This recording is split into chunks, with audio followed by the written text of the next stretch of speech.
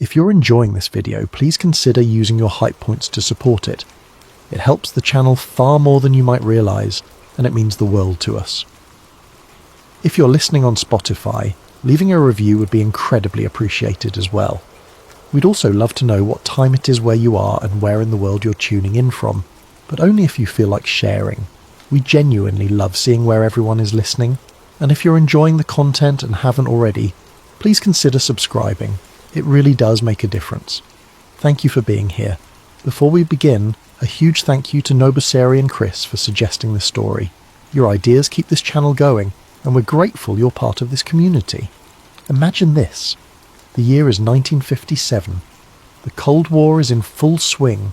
Nuclear anxiety hangs over the world like a storm cloud that never breaks. The United States and the Soviet Union are locked in a race that could end in annihilation. In Washington, behind closed doors, military officials are briefing the president on unidentified objects in the sky. The public is told not to worry. Everything is under control, and then a man walks into the Pentagon. He is tall, composed, and dressed in a way that seems almost too neat, too deliberate. His suit is dark, perfectly pressed, with crisp lines that look as though they were measured by a machinist rather than a tailor. His tie is centered exactly. His shoes reflect the fluorescent lights overhead with an almost unnatural sheen. He does not stumble over his words. He does not ask for asylum or citizenship. He does not claim to be a defector or a spy. Instead, he introduces himself with a name that sounds like it came from a science fiction serial playing in theatres across America, Valiant Thor. And then he says something that should have gotten him escorted out immediately, perhaps even detained for psychiatric evaluation. He says he is from Venus. But here is the part that makes the story linger, that makes it impossible to dismiss entirely, no matter how absurd it sounds. He is not dismissed. He is not arrested. He is not laughed out of the building by security personnel or intelligence officers who have heard every conceivable story from every conceivable type of person trying to gain access to classified facilities. According to those who believe the story, he is taken seriously, he is given clearance, he is housed, he is listened to, and for years he allegedly remains in Washington, moving through corridors of power, delivering a message that no one wants to hear, but that everyone seems unable to ignore completely. This is the Valiant Thor conspiracy theory, a story that sounds absurd on the surface, ridiculous even. A story with no hard evidence, no photographs authenticated by independent experts, no official records that have ever been declassified or leaked despite decades of Freedom of Information Act requests. And yet, it has endured for more than half a century. It has been retold in books that have sold thousands of copies. It has been discussed in documentaries that air on cable television at odd hours. It has been debated in forums across the internet by people who have never met but who share a conviction that something happened in Washington during those years, something that was never meant to become public knowledge. The story refuses to die. It adapts. It evolves. It incorporates new details while maintaining its core narrative, and it continues to find new audiences who hear it and think, even if just for a moment, that it might be true. Because the question it asks is simple and deeply unsettling. The kind of question that stays with you long after you've decided whether or not you believe the answer. What if the government didn't just study visitors from other worlds? What if it hosted one? What if for years an extraterrestrial walked the halls of the Pentagon, sat in on classified briefings, spoke with generals and admirals and perhaps even presidents, and then simply left, with the entire episode buried so deeply that it would never surface in any official capacity? What if the silence we hear is not the absence of contact, but the sound of secrecy working exactly as it was designed to work? Chapter 1. America on the Brink.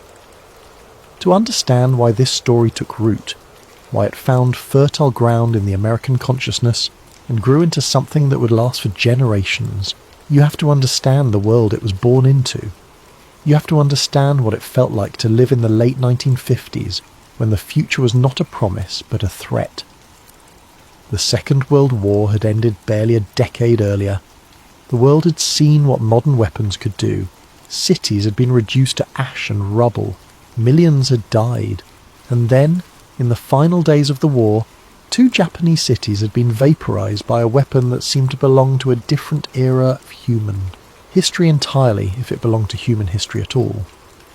The atomic bomb had demonstrated that humanity now possessed the ability to destroy itself completely, and there was no putting that knowledge back in the box. The United States and the Soviet Union had been allies during the war, united against a common enemy. But as soon as that enemy was defeated, the alliance crumbled. Ideological differences that had been set aside in the name of defeating fascism returned with a vengeance. The world split into 2 camps, each convinced that the other represented an existential threat not just to national security, but to civilization itself. And both sides began building weapons. By 1957, both the United States and the Soviet Union had developed thermonuclear weapons, hydrogen bombs that made the atomic bombs dropped on Hiroshima and Nagasaki look like firecrackers by comparison. These were weapons capable of destroying entire metropolitan areas in a single blast. Weapons that could kill millions in seconds. Weapons that, if used in sufficient numbers, could render the planet uninhabitable. The doctrine that governed their use was called mutually assured destruction.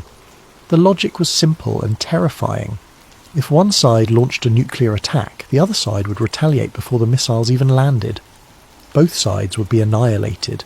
There would be no winners, only survivors, if there were any at all, stumbling through a radioactive wasteland. This was not a strategy in any conventional sense. It was a bet.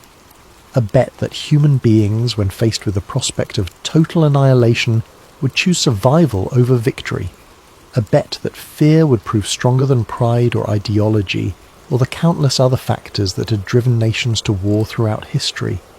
And every day that bet held, but only barely. The American public lived with this reality in a way that is difficult to fully appreciate now. Children were taught to hide under their desks in case of a nuclear attack, as if a wooden desk could protect them from a weapon that turned cities into craters. Families were encouraged to build fallout shelters in their basements or backyards, stocking them with canned food and water and supplies that might allow them to survive for a few weeks in the aftermath of an attack. The government distributed pamphlets explaining how to prepare for nuclear war, illustrated with cheerful cartoons that made the apocalypse look manageable. But everyone knew it was a lie. Everyone knew that if the bombs fell, the shelters would not save them, the desks would not protect them, the pamphlets would not matter. There would only be fire and radiation and silence. And in the middle of this, the sky itself seemed to be turning against the public's understanding of reality. UFO sightings were being reported across the country with increasing frequency. Pilots, both civilian and military, were seeing objects that moved in ways no known aircraft could move. They accelerated without visible means of propulsion. They made right-angle turns at speeds that should have torn any conventional craft apart. They disappeared and reappeared in different parts of the sky, as if they were blinking in and out of existence. Radar stations were picking up signals that defied explanation. Objects that appeared on screens, tracked across hundreds of miles, and then vanished without a trace. Objects that moved so fast that the radar operators initially assumed their equipment was malfunctioning, until the sightings kept coming and the patterns became impossible to ignore. The military was investigating, but they were also denying. Publicly, the official line was always the same: weather balloons, temperature inversions, swamp gas, mass hysteria, optical illusions caused by atmospheric conditions. Nothing to see here, nothing to worry about. Go back to your lives and trust that the government has everything under control. But the sightings kept coming, and the denials kept sounding less convincing. Project Blue Book, the Air Force's official investigation into unidentified flying objects, was underway. It had been launched in 1952, building on earlier projects like Sign and Grudge that had quietly examined reports of strange objects in the sky. Publicly, Blue Book was presented as a serious scientific inquiry, a genuine effort to determine whether these sightings represented a threat to national security or could be explained by conventional means. Privately, many believed it was nothing more than a public relations operation, designed to reassure a nervous public while the real findings, whatever they were, remained classified and out of reach. The message from the government was clear. If something was out there, they would handle it.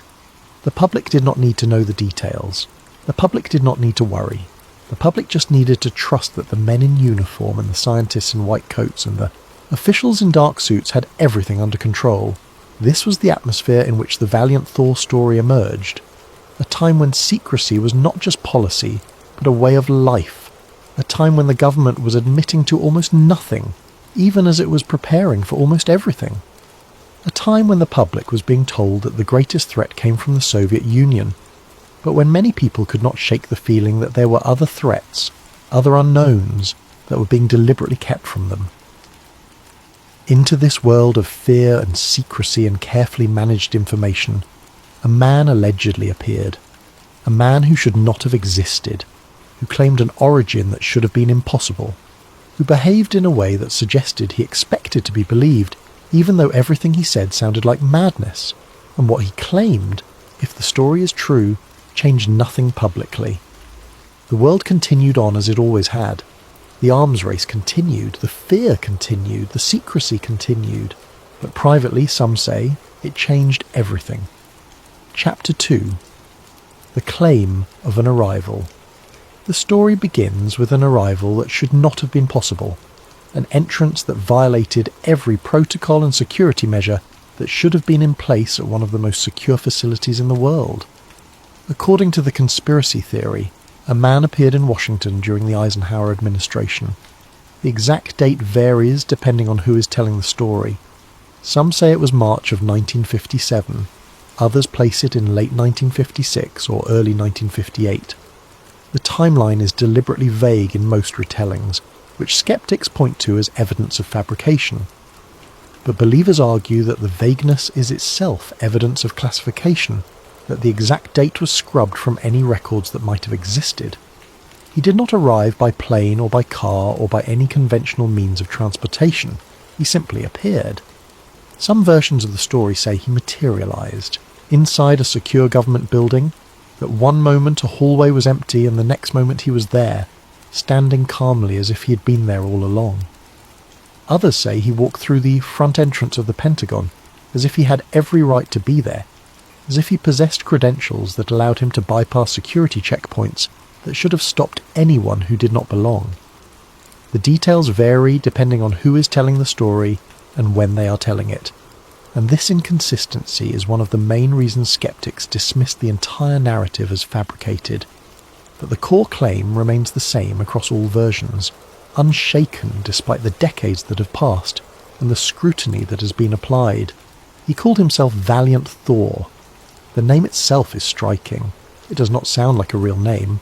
It sounds like a character from a science fiction novel or a comic book, the kind of heroic pseudonym that a writer would invent for an alien visitor who comes to Earth with noble intentions. Valiant, meaning brave or courageous. Thor, the name of a Norse god associated with thunder and strength. Together they create an image of power and righteousness, of someone who embodies qualities that humanity aspires to but rarely achieves. He was described as tall, well over 6 feet, with dark hair that was styled in a way that looked almost too perfect, too uniform, as if each strand had been placed with deliberate care. His face was handsome, in a way that was striking, but also somehow generic, lacking the small imperfections and asymmetries that make human faces unique and memorable. Some who claimed to have seen him said he looked ageless, that it was impossible to tell whether he was 30 or 50 or somewhere in between. He wore a suit that looked perfectly tailored but somehow out of place, as if it had been designed by someone who understood the idea of a suit, who knew that men in positions of authority in mid-20th century America wore dark suits with white shirts and narrow ties, but who did not quite understand the specifics of how humans actually wore them.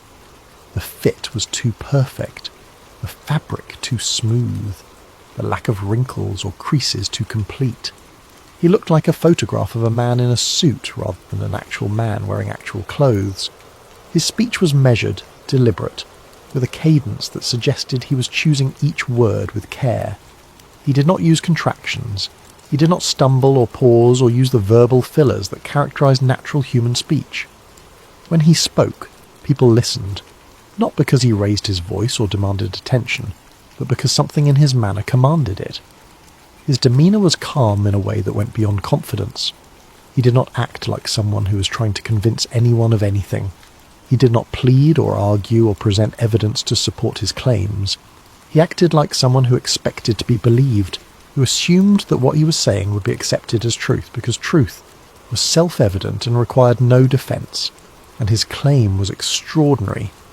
He said he was not from Earth. He said he was from Venus, this second planet from the sun, the bright morning star that ancient civilizations had worshipped as a goddess, and that modern astronomers had studied through telescopes but had not yet reached with spacecraft. He said he had come with a message for the leaders of the United States, and that the message was urgent. He said that humanity was at a crossroads, and that the decisions made in the coming years would determine whether civilization survived or destroyed itself. In any rational scenario, this would have been the end of it. Security would have removed him from the building. He would have been questioned, his background investigated, his mental state evaluated. He would have been identified, or, if his identity could not be established, he would have been detained until it could be. He would have been dismissed as a crank, a delusional individual who had somehow managed to bypass security and who needed to be escorted back to whatever institution or situation he had come from. But according to those who believe the story, that is not what happened. Instead, he was taken seriously. He was allegedly escorted to secure facilities within the Pentagon, not as a prisoner, but as a guest. He was given access to high-ranking officials, people whose names would have been recognizable to anyone who followed American politics or military affairs. He was housed, not in a detention center or a psychiatric ward, but in quarters that were comfortable, private, and located within or near the Pentagon itself. And over the course of several years, according to the narrative, he remained in Washington, attending meetings, speaking with military officers and intelligence officials and scientists, providing information and perspective on matters that range from technological development to geopolitical strategy to the nature of human civilization itself. This is where the story stops being just strange and starts being a conspiracy theory. Because if any of this is true, it means that decisions were made at the highest levels of government, decisions about how to respond to this individual, whether to engage with him or dismiss him, whether to keep his presence secret or make it public. And according to the theory, the decision was made to engage, but to do so in complete secrecy. No press conferences, no announcements, no leaks to journalists or briefings to members of Congress who were not part of the inner circle. The entire operation, if it existed, was compartmentalized to such a degree that the vast majority of people working in the Pentagon would have had no idea it was happening. And if the government decided to keep it quiet, the question that has fueled this conspiracy theory for decades becomes unavoidable. Why? What could possibly justify such secrecy? What was so important or so dangerous about this individual's presence that it required a level of classification that has apparently never been breached even after more than half a century? The answer to that question, if there is one, has never been given. But the question itself is enough to keep the story alive. Chapter 3: Frank Strange's and the Testimony. The Valiant Thor story might have remained nothing more than a vague rumour, the kind of story that gets told at UFO conferences and then fades away because there is no substance to it, if not for one man who decided to write it down and present it to the world as fact. His name was Frank Strange's, and he is both the reason the story exists in the form we know it today and the reason so many people dismiss it entirely. Strange's was born in 1920s Brooklyn, the son of Italian immigrants, and grew up in a working-class neighbourhood where faith was important and where the idea of divine intervention in human affairs was not considered strange or unusual. He became a Pentecostal minister, a man who believed in the reality of the spiritual realm, and who saw no contradiction between Christian faith and the possibility of life on other worlds. If God had created the universe, Strange's reasoned, why would Earth be the only planet with life? Why would humanity be the only intelligent species? The Bible spoke of angels and heavenly hosts, of beings from other realms who visited Earth and delivered messages. Why could those beings not come from other planets as well as from heaven? This theological flexibility, this willingness to incorporate ideas that many Christians would have considered heretical, made Strangers a figure of both fascination and controversy within the religious community. He was a compelling speaker, charismatic in the way that successful evangelists often are, able to hold an audience's attention and make them believe that what he was saying was not just true, but urgently important. In the early 1960s, Strangers became interested in UFOs. He attended conferences, read books and magazines devoted to the subject, corresponded with other researchers and witnesses. He believed that the increasing number of sightings represented something real, something that needed to be understood rather than dismissed. And then, according to his own account, something extraordinary happened. In 1967, he published a book titled Stranger at the Pentagon. It was not a long book, fewer than 200 pages, but it made claims that were astonishing. Strangers said that he had met Valiant Thor personally. He said that the meeting had been arranged through a contact in the government, someone who had known about Thor's presence, and who trusted Strangers enough to introduce him. He said that he had been taken to a secure location, that he had spoken with Thor face to face, that he had asked questions and received answers. The book provided descriptions that were detailed enough to sound credible to those who wanted to believe. Strangers described Thor's appearance in vivid terms: the perfect hair, the ageless face, the unusual smoothness of his skin, the way his eyes seemed to look through you rather than at you. He described Thor's voice as calm and melodious, with a slight accent that was not quite identifiable, as if Thor had learned English perfectly, but had learned it from someone who spoke it as a second language. Strangers claimed that Thor was polite, patient, and deeply concerned about the future of humanity. He spoke about the dangers of nuclear weapons with a gravity that suggested he had seen what happened when civilizations reached this level of technological development without the corresponding moral and spiritual maturity to use it wisely. He spoke about the need for humanity to turn away from violence and embrace peace, not as naive idealism, but as practical necessity. He spoke about the interconnectedness of all life in the universe, about the idea that what happened on Earth mattered beyond Earth, that humanity's choices had consequences that rippled outward in ways that humans could not yet perceive. The book included specific details that were meant to establish Thor's non-human origin. Strangers claimed that Thor's physical characteristics were unusual in ways that could not be explained by genetics or medical anomalies. His blood chemistry was different from that of humans, with cellular structures that did not match any known blood type. His heart beat at a rhythm that was different from human norms, not dramatically so, but enough that it would be noticeable to any physician who examined him. And most strikingly, he had no fingerprints. His hands were smooth, without the whorls and ridges that form in the womb and that every human being possesses from birth. These details were specific enough to sound plausible, vague enough that they could not be verified, and strange enough that they captured the imagination of readers who wanted to believe that contact with extraterrestrial life was not just possible, but had already happened. The book became a cornerstone of the Valiant Thor legend.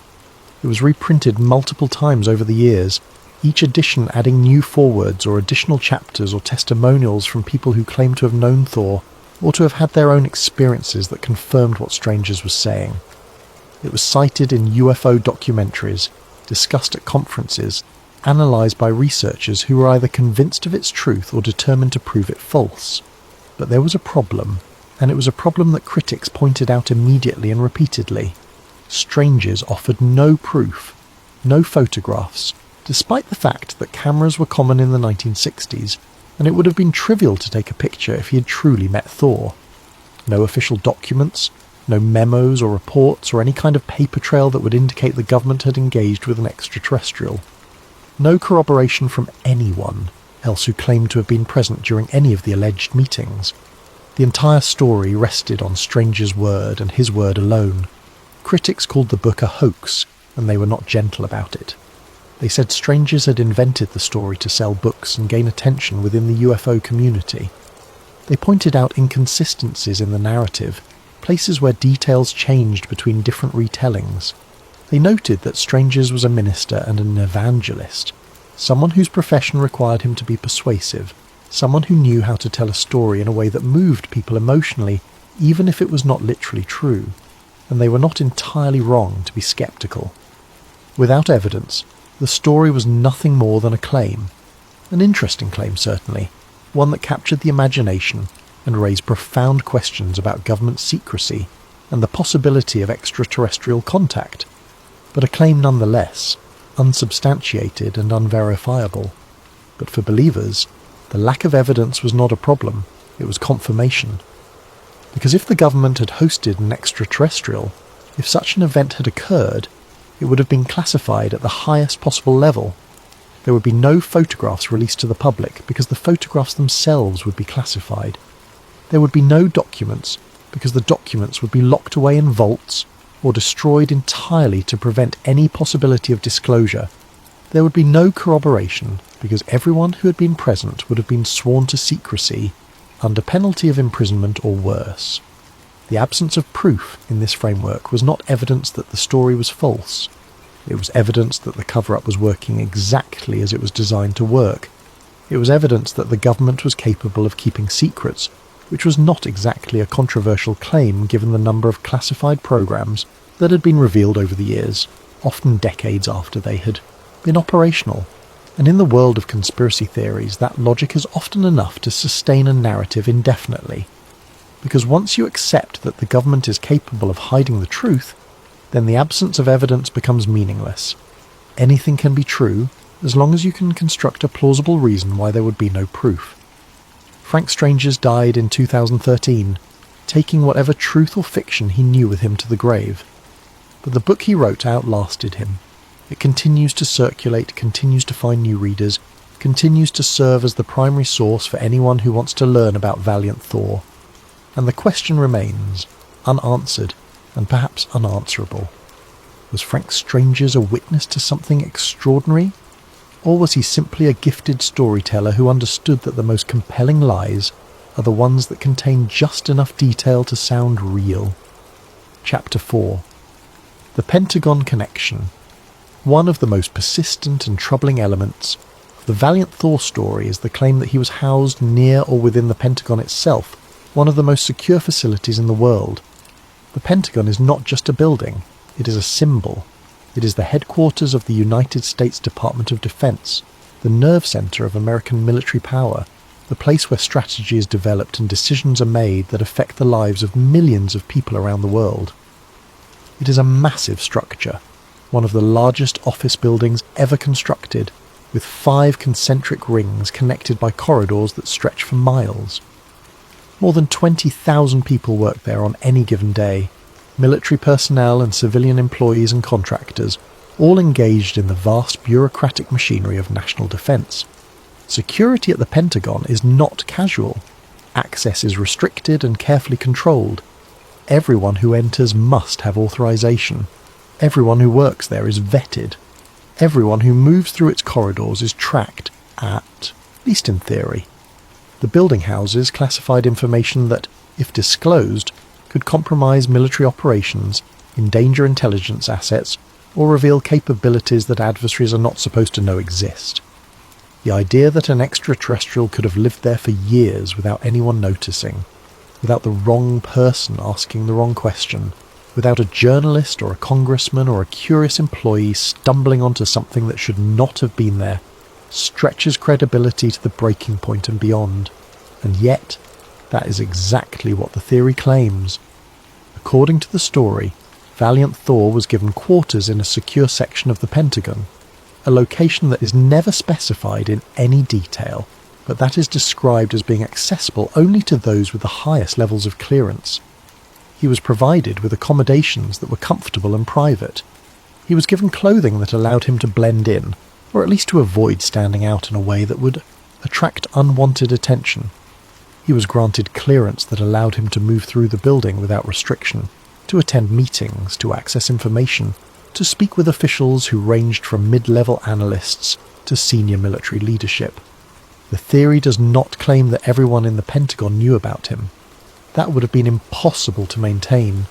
Too many people, too many opportunities for someone to talk or to leak information, or to simply ask a question that would unravel the entire operation. Instead, the theory claims that access to Thor was restricted to a small group of officials with the highest levels of clearance, people who had been read into the program and who understood that disclosure was not an option. Compartmentalization is a standard practice in classified operations. Information is shared only on a need-to-know basis. Different teams work on different aspects of a project without knowing what the other teams are doing. Entire programs can operate within the Pentagon without the majority of the building's occupants having any idea they exist. If Thor's presence was compartmentalized in this way, classified under a program name that revealed nothing about its actual nature, then most people working in the Pentagon would never have heard his name or had any reason to suspect that anything unusual was happening. But even granting that level of secrecy, the logistics are staggering. Where did he sleep? What did he eat? How did he move through the building without attracting attention? How did he communicate with the outside world, if he did at all? How were meetings arranged? How was his presence explained to the people who did see him? The secretaries and assistants and guards who would have encountered him in hallways or waiting rooms? The theory does not provide satisfying answers to these questions, which is one reason skeptics find it so easy to dismiss. But believers argue that the lack of answers is precisely what you would expect if the operation had been conducted properly. The whole point of compartmentalization and classification is to ensure that the answers to those questions are never known outside of a very small circle. But the larger question remains, why would the government do this? Why would they take the risk of housing an individual whose presence, if discovered, would have caused a scandal that would have made Watergate look trivial by comparison? Why would they engage with someone making extraordinary claims rather than simply dismissing him as delusional? One explanation offered by believers is pragmatic, even coldly logical. If an individual appeared claiming to be from another world, and if there was even the slightest possibility that the claim was true, refusing to engage would have been foolish and potentially catastrophic. The United States was locked in an existential struggle with the Soviet Union. Any advantage, any source of information or technology or strategic insight could have tipped the balance. If Thor was telling the truth, if he possessed knowledge that could help the United States prevail in the Cold War or avoid a nuclear catastrophe, then dismissing him out of hand would have been a dereliction of duty. Even if his claims seemed impossible, the risk of being wrong was too great. Better to engage, to question, to probe and test and verify, than to turn away and later discover that an opportunity had been missed. This is the logic of intelligence work, the logic that says you investigate every lead, no matter how unlikely, because the cost of missing something important is always greater than the cost of wasting time on something that turns out to be nothing. Another explanation is darker and more cynical. If Thor's presence was real, it would have been a matter of national security in the most fundamental sense. Admitting that an extraterrestrial was in Washington would have caused panic. It would have raised questions the government could not answer. It would have destabilized public trust at a time when trust was already fragile, and when the government needed the public to remain calm and to believe that their leaders were in control. The decision to keep it quiet would not have been about protecting Thor or respecting his wishes, or honouring any kind of diplomatic relationship with whatever civilization he represented. It would have been about protecting the stability of American society and the credibility of American institutions. It would have been about ensuring that the public did not learn something that would shatter their understanding of reality and that might lead to social chaos or political upheaval. And if that decision was made, if the calculation was that secrecy was necessary to preserve order, then it would explain why there are no records, why there are no photographs, why there is no official acknowledgement, because the entire point would have been to ensure that no one outside of a very small group ever found out. The Pentagon connection is the element of the Valiant Thor story that makes it feel, at least to some people, like it could be true. Not because there is evidence for it, but because the logic of secrecy and compartmentalization is real. The government does keep secrets. It has kept secrets that were far less extraordinary than an extraterrestrial visitor, and that were maintained for decades before being revealed. The machinery of classification exists, and it works. And if it can work to hide weapons programs and surveillance operations and covert actions in foreign countries, why couldn't it work to hide this? Chapter 5. The Eisenhower Angle. Dwight David Eisenhower is a central figure in many UFO conspiracy theories, and the Valiant Thor story is no exception. His presidency coincided with a period of intense UFO activity, a time when sightings were being reported with increasing frequency, and when the military was taking the phenomenon seriously enough to devote resources to investigating it. And Eisenhower himself, according to declassified documents and public statements, was aware of these investigations and received briefings on their findings. Eisenhower was not a man prone to flights of fancy.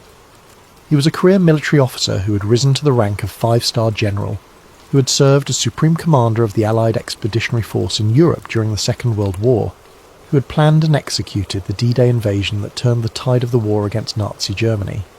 He was a strategist, a pragmatist, someone who dealt in facts and logistics, and who understood that success depended on careful planning and accurate information. He was also someone who understood the importance of secrecy. During his presidency, he oversaw the expansion of the intelligence community, the development of spy satellites and reconnaissance aircraft, the establishment of programs that would remain classified for decades. He understood that there were things the public did not need to know, things that would be better kept secret for reasons of national security or international diplomacy or simple practicality. In his farewell address in 1961, as he was preparing to leave office, Eisenhower delivered a warning that has resonated ever since. He spoke about the military-industrial complex, the growing alliance between the armed forces and the defence contractors who built their weapons and equipment. He warned that this alliance had the potential to exert undue influence on government policy, that it could lead to decisions being made for the benefit of those who profited from war, rather than for the benefit of the nation as a whole. Conspiracy theorists have interpreted this warning in various ways. Some see it as evidence that Eisenhower had become aware of secret programs that troubled him, programs that he could not speak about directly, but that he felt compelled to warn the public about in the most oblique way possible. Others see it as a broader statement about the dangers of allowing any single interest group to gain too much power over government decision-making. In the context of the Valiant Thor story, Eisenhower's warning takes on additional significance, because if Thor was real, if he was in Washington during Eisenhower's presidency, then Eisenhower would almost certainly have known about him. He would have been briefed. He might even have met with Thor personally. And if Thor's message was about the dangers of nuclear weapons and the need for moral development to match technological advancement, then Eisenhower's farewell address could be seen as an echo of that message, a way of passing along Thor's warning without ever acknowledging its source. The theory claims that Thor requested a meeting with the president. Some versions say the meeting happened, that Eisenhower sat down with Thor in a secure location and listened to what he had to say. Others say the meeting was denied, that Eisenhower's advisors convinced him that such a meeting would be too risky, that it would set a precedent that could not be maintained, that it would be better to keep Thor at arm's length and to limit his access to lower-level officials who could gather information without exposing the president himself to direct contact. But whether or not a meeting happened, the theory suggests that Eisenhower was aware of Thor's presence and that he took the message seriously. The challenge, according to believers, was that acting on the message would have required doing things that were politically impossible, dismantling the nuclear arsenal, pursuing disarmament agreements with the Soviet Union that Stalin's successors would never have accepted, taking steps that would have been seen as weakness, as capitulation, as a betrayal of American strength and resolve. And so, the theory goes, Eisenhower did nothing, or at least he did nothing visible. He maintained the nuclear deterrent. He continued the arms race. He pursued policies that kept the United States strong and competitive and ready to respond to any Soviet aggression. But privately, perhaps, he understood that Thor was right, that the path humanity was on led to disaster, and that there was no way to change course without risking immediate disaster of a different kind. The problem with all of this, of course, is that there is no documentation, no memos, no diary entries, no recordings. Eisenhower kept meticulous records of his presidency, and those records have been studied exhaustively by historians. Nothing in them mentions Valiant Thor or anything resembling the story that has been told about him. But for conspiracy theorists, this is not proof of absence, it is proof of classification. If a meeting between Eisenhower and Thor had occurred, it would have been off the books. The president's official schedule would have been adjusted to show him engaged in something mundane. The actual meeting would have been arranged through back channels, attended only by those with the highest clearances, recorded in documents that were classified so deeply that they might never be declassified. The absence of records, once again, becomes evidence, because if the secret was kept successfully, then there would be no records to find. The only way to prove the story false would be to have complete access to every classified document from the Eisenhower administration, and such access has never been granted and likely never will be.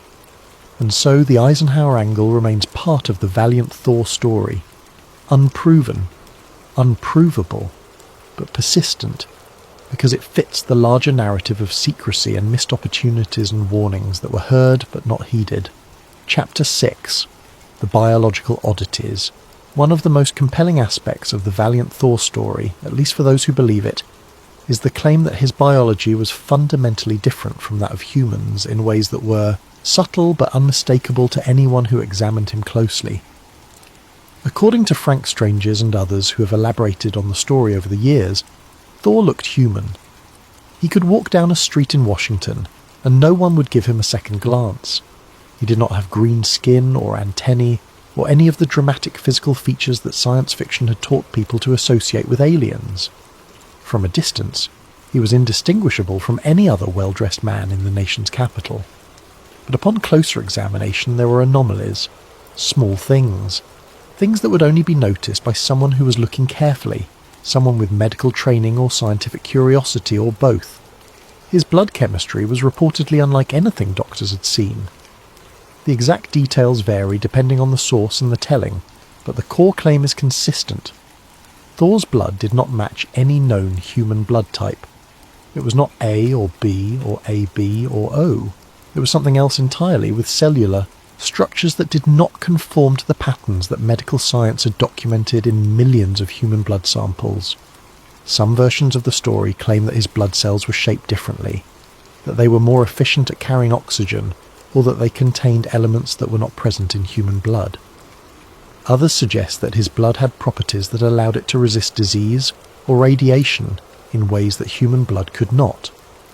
Still others leave the details deliberately vague, saying only that tests were conducted and that the results were anomalous enough to convince the doctors who examined him that they were not dealing with a normal human being. His heart was said to beat at a different rhythm, not dramatically faster or slower than a human heart, but different in a way that was subtle and difficult to describe.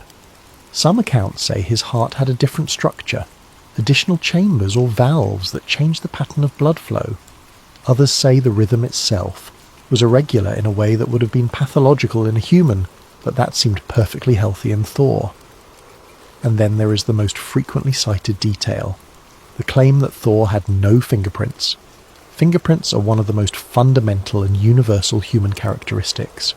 They form during fetal development, created by the interaction between the growing skin and the amniotic fluid in the womb. The patterns are unique to each individual, so unique that they have been used for identification purposes for more than a century. Every human being has them. Criminals have tried to remove them through burning or chemical treatment, but the patterns grow back. They are a feature of being human. Except, according to the story, Thor did not have them. His hands were smooth, without the whorls and loops and ridges that cover human fingertips. This detail has become one of the most iconic elements of the Valiant Thor legend, repeated in nearly every retelling of the story, cited as one of the primary pieces of evidence that Thor was not human. The problem, as with every other aspect of the story, is that these claims are impossible to verify. There are no medical records, no blood samples preserved in a laboratory somewhere, no photographs of Thor's hands that clearly show the absence of fingerprints, no testimony from doctors or scientists who can confirm that they examined him and found these anomalies. The entire basis for these assertions comes from anecdotal testimony, primarily from Frank Strangers, who claimed to have been told these details by government officials, or to have observed them himself during his alleged meeting with Thor. And Strangers, whatever his intentions or motivations, was not a medical professional. He had no formal training in biology or anatomy. He was a minister and a UFO enthusiast, someone whose interest in Thor was spiritual and philosophical rather than scientific. Skeptics point out that the claims about Thor's biology are oddly specific for something that cannot be proven. If his blood was so unusual, why were no samples taken for independent analysis? If his heart beat differently, why were no cardiograms made?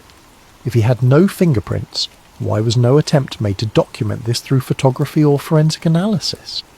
The lack of evidence is glaring, and in any other context it would be sufficient to dismiss the claims entirely. But believers respond with the same argument they always do.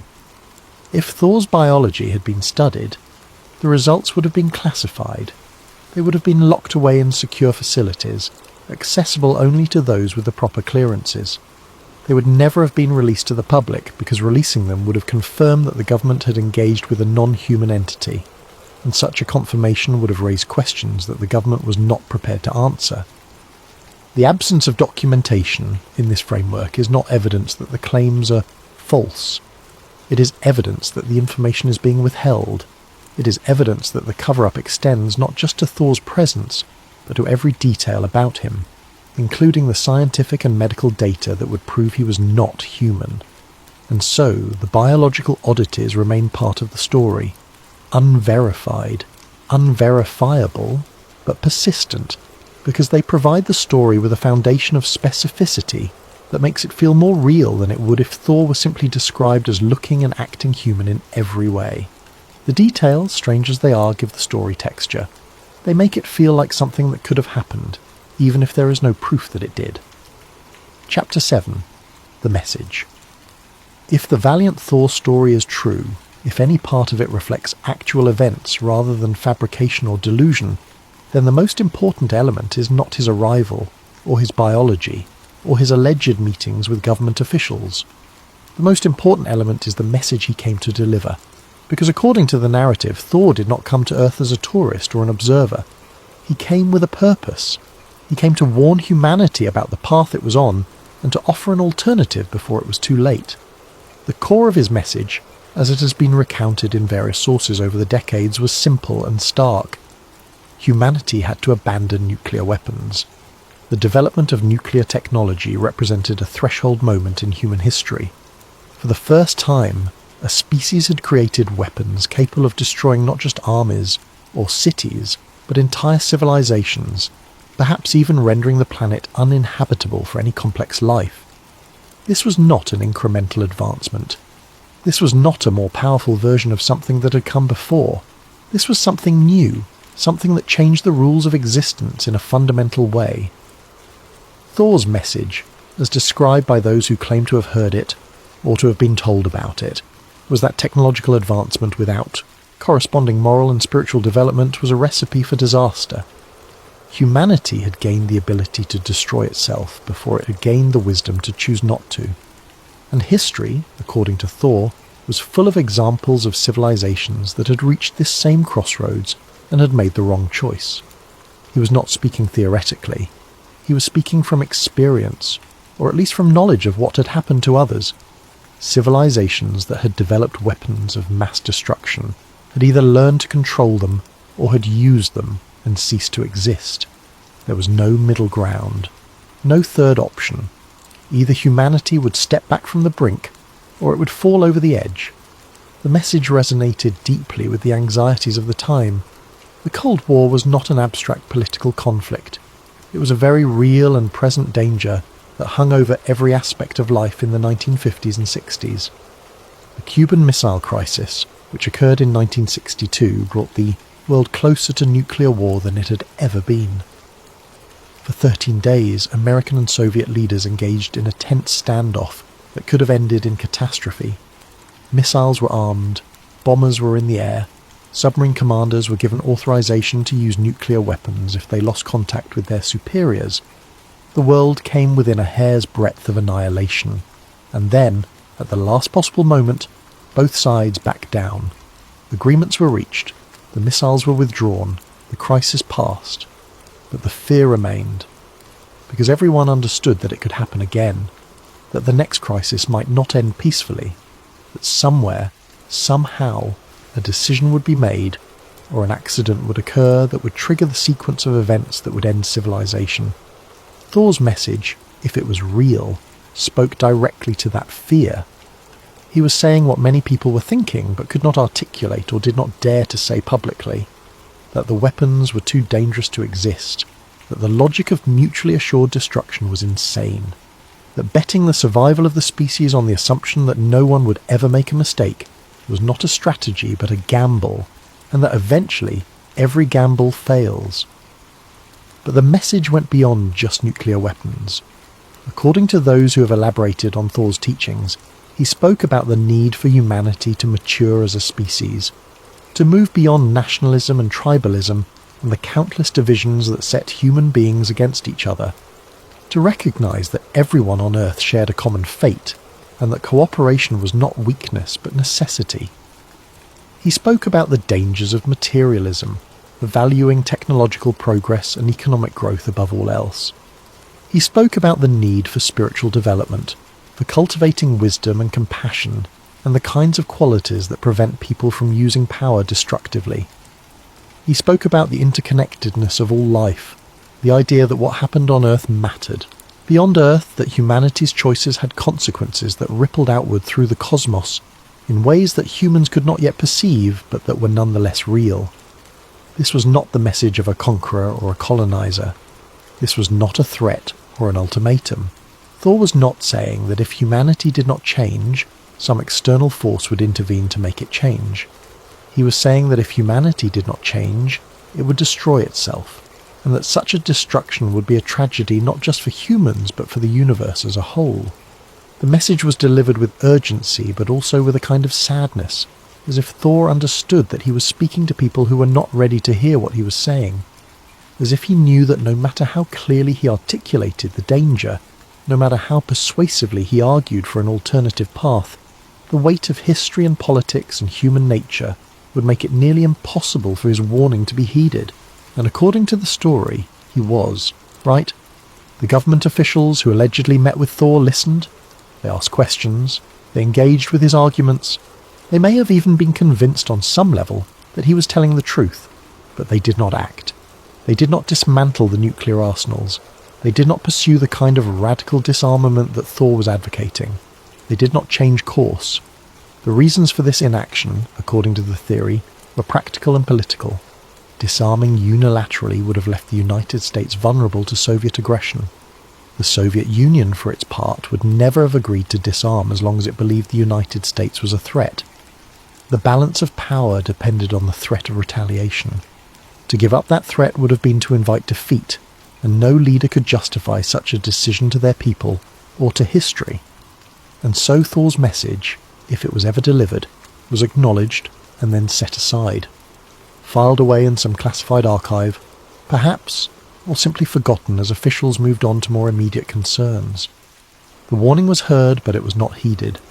Some versions of the story claim that Thor grew frustrated as the years passed, that he saw the futility of his mission, that he realized humanity was not ready to change, that the political and social structures that governed human behavior were too rigid, too invested in the status quo, to allow for the kind of transformation he was advocating. Other versions claim that he remained hopeful, that he believed the seeds he had planted might grow over time, that future generations might hear his message and act on it in ways that the leaders of the 1950s and 60s could not. But in the end, according to the story, he left, and the world continued on the path he had warned against. The arms race continued, the weapons multiplied, the danger grew, and decades later, the weapons are still here, the danger is still real, and the question Thor allegedly asked remains unanswered. Chapter 8. The problem with Venus. One of the most significant and often cited challenges to the Valiant Thor story is the claim that he was from Venus, the second planet from the Sun. In the 1950s, Venus was still something of a mystery wrapped in clouds. Telescopes could observe its thick, impenetrable atmosphere, but what lay beneath was a matter of speculation and imagination. Some scientists theorized that Venus might have oceans, that beneath the clouds might be a world of water and possibly life. Others suggested jungles, lush and tropical, a planet where life had evolved in ways similar to Earth, but perhaps at an earlier stage of development. Still, others imagined deserts, harsh and inhospitable, but not necessarily devoid of life. Science fiction writers of the era often set stories on Venus, depicting it as a world of swamps and dinosaurs, a prehistoric landscape where adventure awaited. The clouds made it easy to project whatever vision seemed most compelling. Without concrete data, any scenario was possible, but then the space age began, and the data started coming in. And what the data revealed shattered any romantic notions about Venus being a place where life, as humans understood it, could exist. The first Soviet Venera probes, launched in the 1960s, sent back information that was shocking in its hostility. The surface temperature of Venus was not just hot. It was hundreds of degrees, hot enough to melt lead. The atmospheric pressure at the surface was crushing, nearly 100 times that of Earth at sea level, equivalent to being a kilometre underwater in Earth's oceans.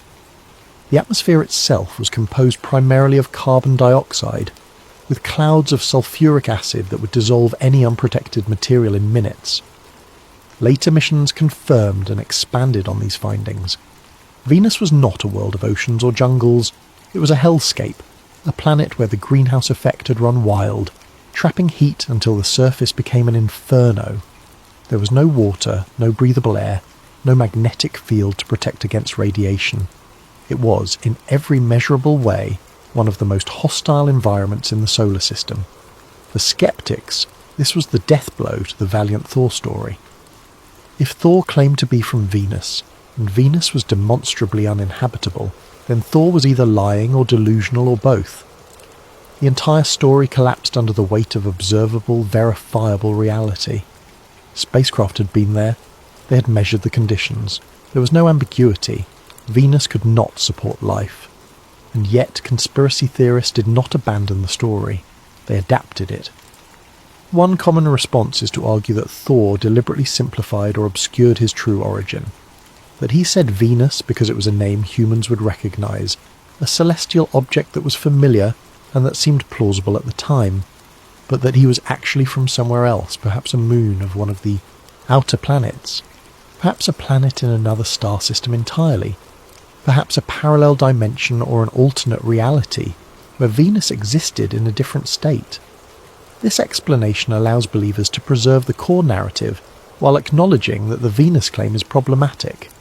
It reframes Thor not as a liar, but as someone who was communicating in a way that humans of the time could understand, even if that meant simplifying or altering details that would have been too complex or too confusing to explain. Another response is to suggest that Venus was once habitable, that Thor's people had lived there in the distant past before the planet underwent the catastrophic transformation that turned it into the hellscape it is today. In this version, Thor and his people are survivors or descendants of a civilization that fled Venus before conditions became unlivable, and they continue to identify with Venus even though they no longer live there. This explanation requires accepting a timeline that extends back millions or even billions of years, and it raises questions about where Thor's people went after leaving Venus and how they survived in the interim. But it has a certain appeal because it incorporates real planetary science. Venus did likely have a different climate in the distant past, possibly even liquid water on its surface before the runaway greenhouse effect took hold. Whether it ever had life is unknown, but the possibility is not ruled out by current scientific understanding.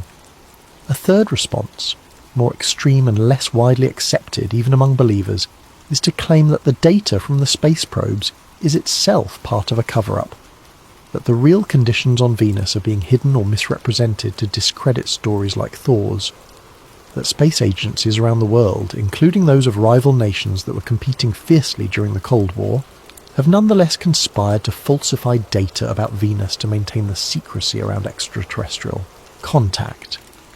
This argument requires believing in a level of coordination and deception that is difficult to defend.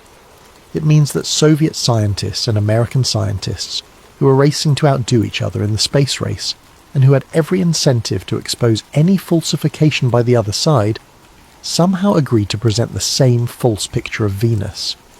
It means that every subsequent mission to Venus, launched by multiple countries over multiple decades, has maintained the same deception. It is a conspiracy theory built on top of a conspiracy theory, layers of secrecy and collusion that become less plausible with each additional layer. The Venus problem remains one of the biggest obstacles to accepting the Valiant Thor story as literal truth. It is a concrete, verifiable contradiction that cannot be easily explained away. But for believers, it is not insurmountable, because the story at its core is not really about Venus. It is about what Thor represented. He represented the idea that humanity was being watched, that the choices being made on Earth mattered to someone beyond Earth, that there were consequences to the path humanity was on, and that those consequences extended beyond the purely terrestrial. Whether he actually came from Venus, or from somewhere else, or from nowhere at all is, in a sense, beside the point. What matters is the message, and the message does not depend on the accuracy of a single detail about planetary science. It depends on whether the warning resonates, whether it speaks to something real and urgent, whether it articulates a fear or a hope that people recognize as true even if the story itself cannot be proven. And on that level, the Venus problem is a distraction, an obstacle for skeptics to point to, certainly, but not enough to kill the story, because stories like this survive not because every detail is accurate, but because they touch something deeper than facts. Chapter 9. The Quiet Disappearance. Every story needs an ending, and the Valiant Thor story has one, but it is not the kind of ending that provides resolution or clarity, or even a sense that the narrative has reached its natural conclusion. It is an ending that feels more like a door closing quietly in the night, leaving behind only questions and silence. According to the narrative, Valiant Thor remained in Washington for several years. The exact length of time varies depending on which version of the story you read or who is telling it. Frank Strange's claimed it was 3 years. Other sources suggest it might have been longer, perhaps as many as 5 years or more. The timeline is deliberately vague, which skeptics cite as evidence of fabrication, but which believers interpret as another sign of classification, of details being obscured to protect the operation. During his time in Washington, Thor allegedly continued to meet with officials, to provide information and perspective to articulate his warnings about the dangers facing humanity, but at some point it became clear that his mission was not succeeding. The warnings were being heard, but they were not being acted upon. The government was not going to dismantle its nuclear arsenal. It was not going to pursue the kind of radical change in policy that Thor was advocating. The political realities were too constraining, the geopolitical stakes too high, the momentum of history too strong to be altered by the words of one individual, no matter how compelling his arguments or how extraordinary his claimed origin.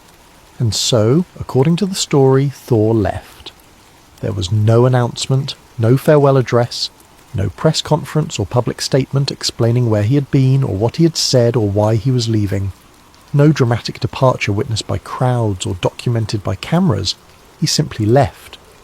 One day he was there, and the next day he was gone. Some versions of the story claim that Thor returned to a spacecraft that had been hidden somewhere in the vicinity of Washington, perhaps in a remote location in Virginia or Maryland, far from population centres and prying eyes. That he boarded the craft and departed Earth, returning to wherever he had come from, his mission complete or at least concluded, whether or not it had achieved its objectives. Other versions suggest that he departed through means that were never explained, and that could not be explained using human understanding of physics or transportation. That he simply vanished, returning to his point of origin through processes that transcended the limitations of space and time as humans experienced them. Still other versions leave the details of his departure deliberately vague, providing no explanation at all. He was there, and then he was not. How he left and where he went are questions that are never answered. mysteries that are layered on top of the existing mystery of who he was and why he came. What is consistent across all versions of the story is that there was no follow-up. Thor did not return. There were no additional visits, no further messages, no ongoing communication between him and the government officials he had allegedly met with. No indication that his presence had changed anything in any measurable way. The world continued on as it always had. The arms race continued. The Cold War continued. The fear of nuclear annihilation continued. Whatever impact Thor might have had, if any, was invisible to the outside world, and perhaps invisible even to those who had met him. The lack of follow-up is one of the elements of the story that skeptics find most damning. If Thor had been real, if contact had been made, why would it end so abruptly?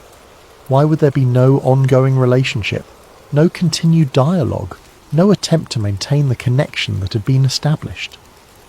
The silence that followed Thor's alleged departure suggests that nothing happened at all, that the entire story is fabrication from beginning to end.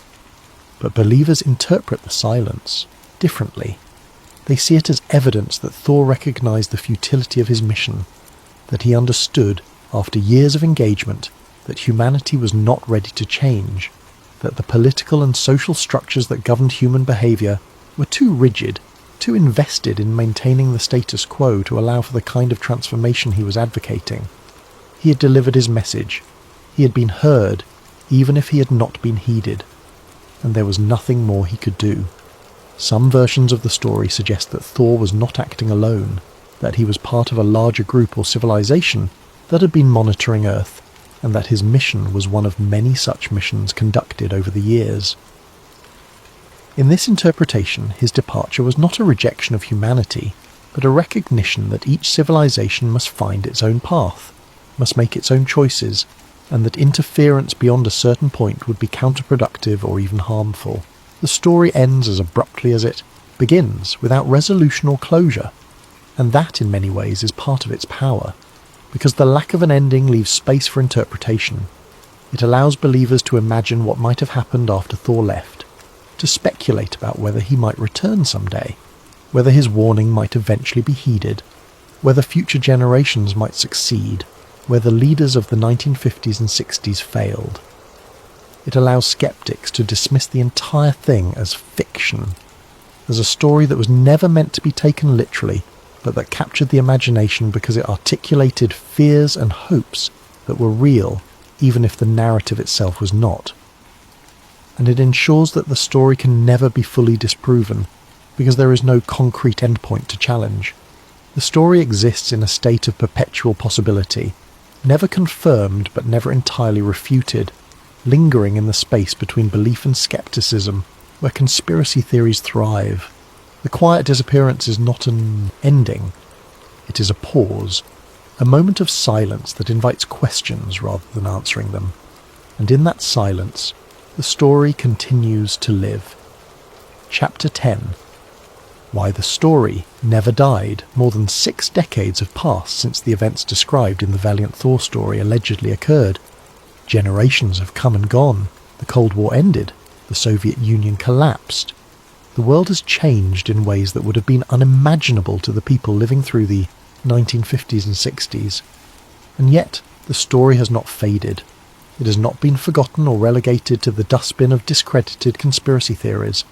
It continues to circulate, continues to find new audiences, continues to provoke discussion and debate. Why? What is it about this particular story, this particular conspiracy theory, that gives it such longevity? Part of the answer lies in the nature of the story itself. It is not about invasion or conquest. It is not about abduction or experimentation or the kinds of hostile encounters that characterize so many other UFO narratives. It is about contact, peaceful, deliberate, purposeful contact, and not just contact, but contact that was acknowledged and engaged with, at least according to the story, by the highest levels of government. That is a narrative that resonates, because it suggests that humanity is not alone, but also that the beings who are watching us are not hostile. They are concerned. They care enough to warn us.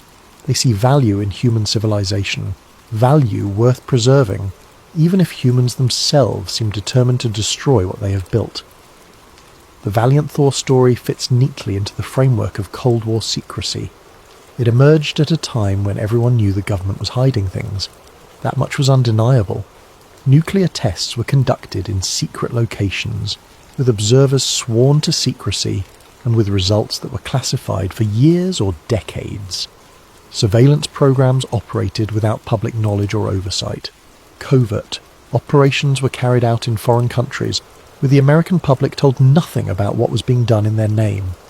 The public was told that everything was under control, that the government was acting in their best interests, that the secrecy was necessary for national security. And to some extent the public accepted this, but it also bred mistrust, because if the government was willing to hide so much, what else might they be hiding?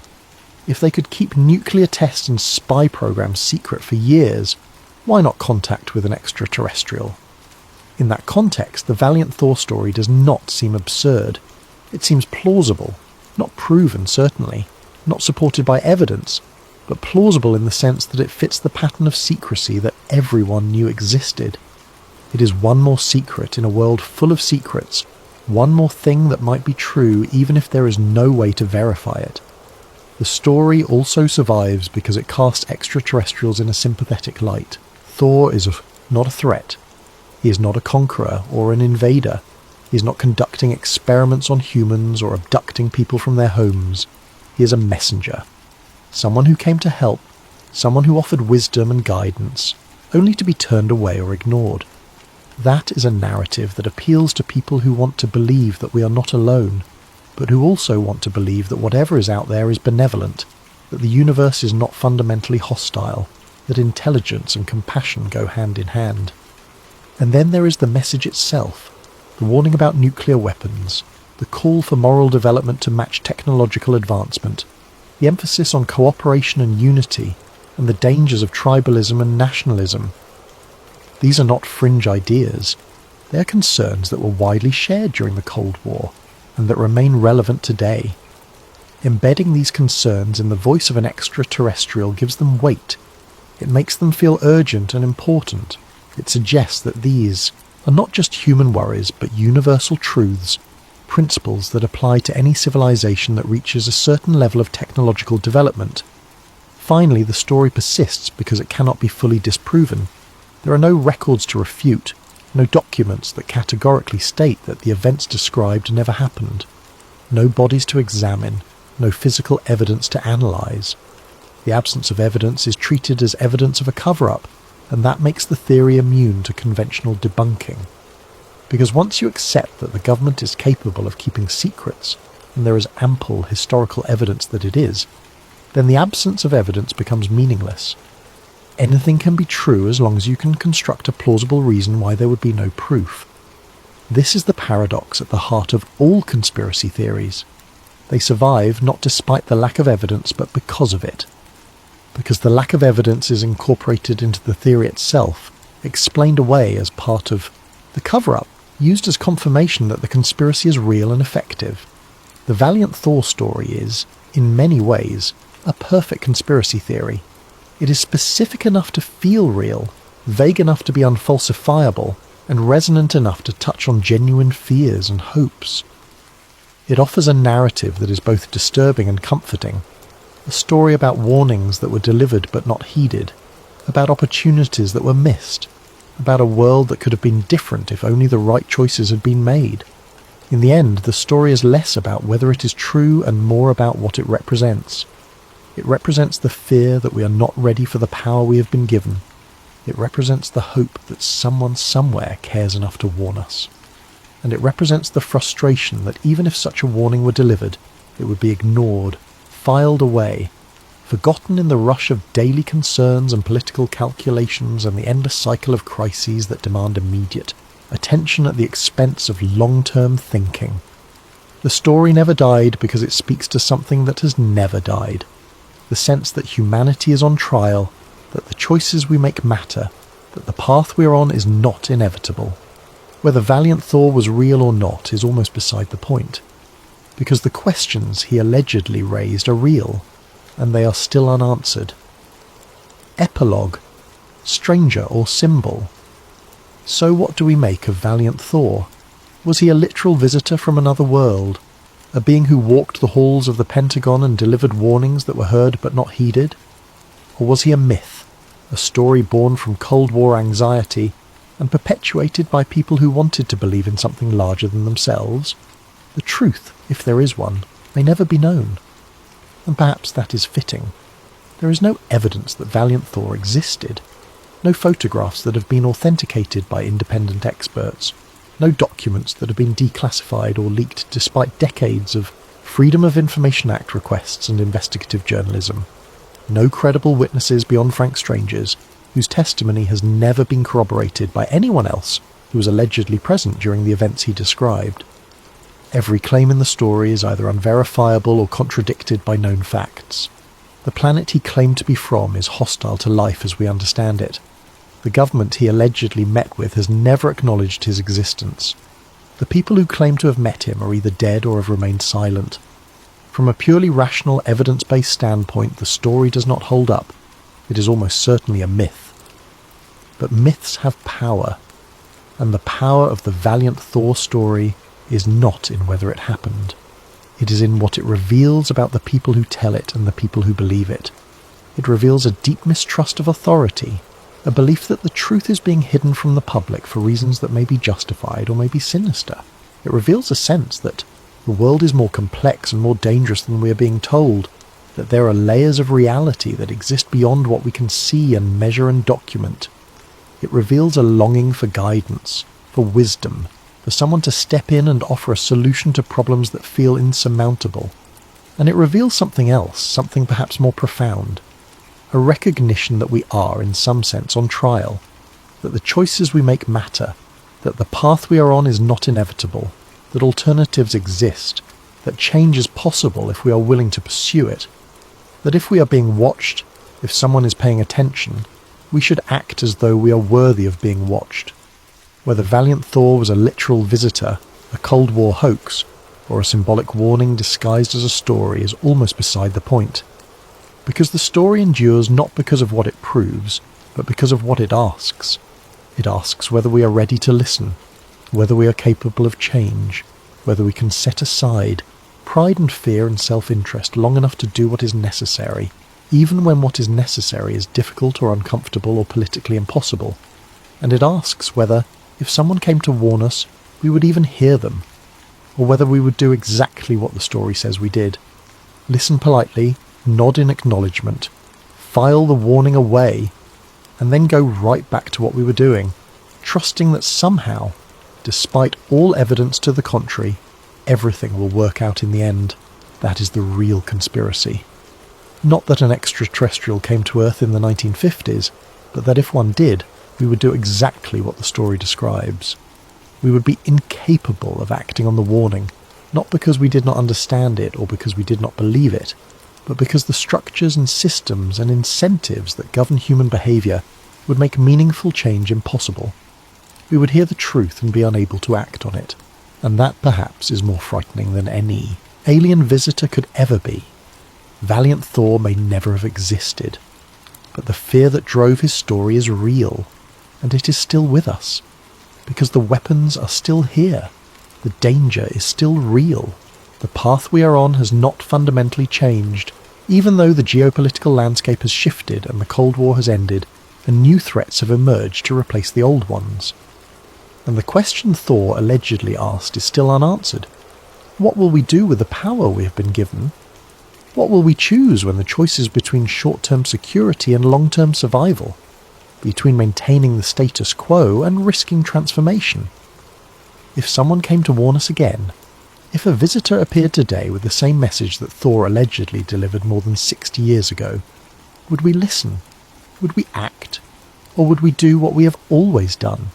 Turn away, close the file, return to our daily concerns, and hope that the silence means everything is fine, that the absence of immediate catastrophe means we have more time, that somehow, despite all the warnings and all the close calls and all the evidence that we are living on borrowed time, everything will work out. The Valiant Thor story is not about aliens. It is about us, about our capacity for denial, our resistance to change, our tendency to ignore warnings until it is too late. It is about the gap between knowing what needs to be done and being willing to do it, and that is why the story never dies. Because the gap remains, the question remains, the fear remains, and somewhere perhaps someone is still watching, still waiting, still hoping that we will prove worthy of the power we possess before it is too late.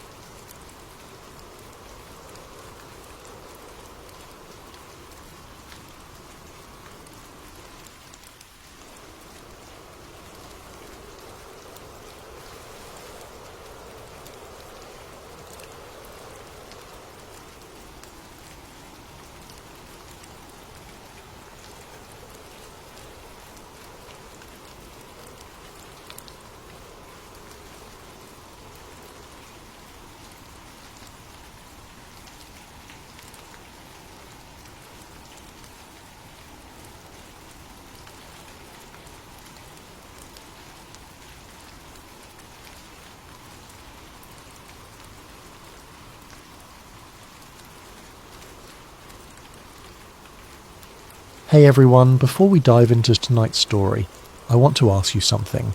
If you're enjoying this content, please hit that hype points button. It really helps the channel more than you possibly know. Seriously, it makes a huge difference in getting these stories out to more people. And if you feel like it, drop a comment letting me know what time it is where you are and where in the world you're listening from. We absolutely love seeing where everyone is tuning in from, but only if you want to share. No pressure. Alright, let's get into it. October 28th, 1955, Norfolk, Virginia. The morning shift at Betty's Diner started like any other. Coffee brewing in the big steel percolator. The smell sharp and bitter and perfect. Bacon sizzling on the griddle. Grease popping in a rhythm Betty Kowalski had known for 8 years. The familiar symphony of a working-class breakfast joint coming to life. Truck drivers at the counter nursing their first cups. Factory workers on break before the shift change.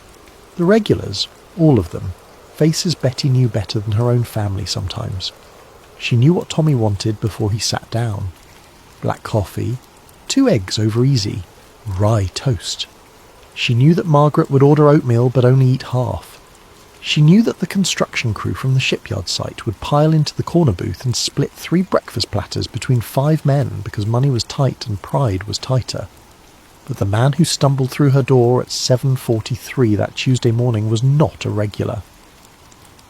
Betty noticed him immediately, the way you notice something wrong in a familiar pattern, the way a discordant note stands out in a song you've heard 1,000 times. He wore a navy pea coat, not the modern kind, not the surplus store vintage that sailors sometimes wore. This was genuinely old. The wool was thick and heavy, the kind they stopped making after the war because it cost too much and weighed too much, and modern sailors didn't need that kind of protection anymore. The buttons were tarnished brass, not the polished kind. The collar was worn smooth from years of use, decades maybe. It looked like it belonged in a museum, carefully preserved behind glass with a placard explaining what sailors wore during World War II. But this coat wasn't preserved. It was worn. Recently worn. There was lint on the shoulders, a fresh coffee stain on the cuff. It smelled like mothballs and salt air, and something else Betty couldn't quite place. Something like ozone, like the air before a lightning strike. The man's face was pale, not the healthy pale of someone who worked indoors, but the waxy pale of someone who'd been sick for a long time, or scared for a long time. His eyes were the worst part. They darted around the diner like he was seeing it for the first time, taking in details with desperate intensity. The chrome napkin dispensers, the red vinyl booth seats, the clock on the wall shaped like a coffee cup. He stared at the clock for a full 10 seconds, mouth slightly open, like he couldn't believe what it was telling him. Betty grabbed a menu and a coffee pot, put on her professional smile, the one that said she'd seen everything, and nothing surprised her anymore. She approached his booth. "Morning, hun. Coffee to start?" The man didn't answer, didn't seem to hear her. He was staring at his hands now, turning them over slowly like he was checking to make sure they were still attached. His fingers were trembling. "Sir, you okay?" Betty set the coffee pot down, genuine concern replacing the professional smile. Something was very wrong here. The man finally looked at her, his eyes focused with visible effort. "What year is it?" Betty felt a chill run through her despite the warmth of the diner. 1955, she said carefully. October. The man's face did something strange. Relief and horror fighting for dominance. He laughed, but it came out wrong, like a sob disguised as laughter. 12 years, he whispered. "It's been 12 years. Before Betty could ask what he meant, the man reached into his coat with trembling hands. The movement was jerky, uncoordinated, like he was relearning how to use his arms. He pulled out a manila envelope and Betty noticed his fingernails were wrong. Too long, ragged, like he'd been scratching at something for a very long time. The envelope was old, yellowed at the edges, the kind of paper they'd used during the war when everything was rationed and nothing was wasted. "I need you to keep this," he said. His voice was hoarse, scratched raw. "They're coming. They always come. But maybe this time someone will listen. Maybe this time someone will tell the truth." Betty took the envelope because she didn't know what else to do. The paper felt strange under her fingers, too dry, too fragile. "Who's coming? What are you talking about?" The man gripped her wrist suddenly with surprising strength. His skin was cold. "I was on the Eldridge, the visibility test. October 43, Philadelphia. We were there when they turned on the field. We were there when everything went wrong." The diner had gone quiet. Betty hadn't noticed when the conversation stopped, but they had. Everyone was watching now. Tommy at the counter, coffee forgotten. The construction crew, forks suspended halfway to their mouths. Margaret with her hand frozen on her water glass. All of them sensing that something was happening, something they'd tell their families about later, something that would become a story they'd repeat for years. That's when the two men in dark suits walked through the door. They didn't storm in, didn't announce themselves. They simply appeared, and the quality of the air in the diner changed. Betty would think about it later, try to explain it to the police and to herself, and eventually to the journalist who'd come asking questions. The best she could describe it was that the temperature dropped. Not, dramatically, not enough to see your breath. Just a sudden coolness, like someone had opened a freezer door somewhere nearby. The suits were unremarkable. Dark grey, well-tailored but not expensive. The kind of suits that middle management wore, the kind designed to be forgotten 5 minutes after you stopped looking at them. The men themselves were the same. Average height, average build, average faces. Betty couldn't have described them if someone put a gun to her head. Not their hair colour, not their eye colour, not a single distinguishing feature. But the sailor knew them. His entire body went rigid when he saw them. The colour drained from his already pale face. His hand released Betty's wrist and started trembling so badly he had to grip the edge of the table to steady himself. "They found me," he whispered. His voice was barely audible, thick with resignation and fear. "They always find us. Doesn't matter where we go. Doesn't matter how long we run. They always find us." He looked at Betty one more time and she saw tears in his eyes. "Don't let them take it. Please, don't let them bury this again. We deserve to be remembered. We deserve to be real." The men in suits moved with practiced efficiency. No badges shown, no explanations given, no acknowledgement of the other customers watching. They simply took the sailor by the arms, one on each side, and guided him toward the door. He didn't resist, didn't fight. His body went limp between them, like a puppet with cut strings. But at the door he stopped, used what must have been his last reserve of strength to turn his head, to look back at Betty one final time. "We were buried in the field," he said. His voice was clear now, carrying across the silent diner. Every person there heard it. Every person there would remember. Tell them we were buried in the field. Tell them we were real. Tell them we existed. Then he was gone. The suits, the sailor, all of it disappeared through the door. Betty rushed to the window in time to see a black sedan pull away from the curb. She looked for the license plate, some detail to report, to hold on to to prove this had actually happened. There was no plate, just smooth metal where the plate should have been. The diner stayed quiet for a long moment. Then everyone started talking at once. What was that? Who were those men? Should someone call the police? Did you see his face? Did you hear what he said? The questions overlapped, voices rising, everyone trying to make sense of what they'd witnessed. Betty stood there with the envelope in her hands, feeling its impossible lightness, its terrible weight. She looked down at it. The handwriting on the front was shaky, written by someone whose hands wouldn't stop trembling. To whoever finds this, we were there. We were buried in the field. Her hands shook as she opened it. Inside were 3 items, each one a small piece of impossible truth. First, a photograph.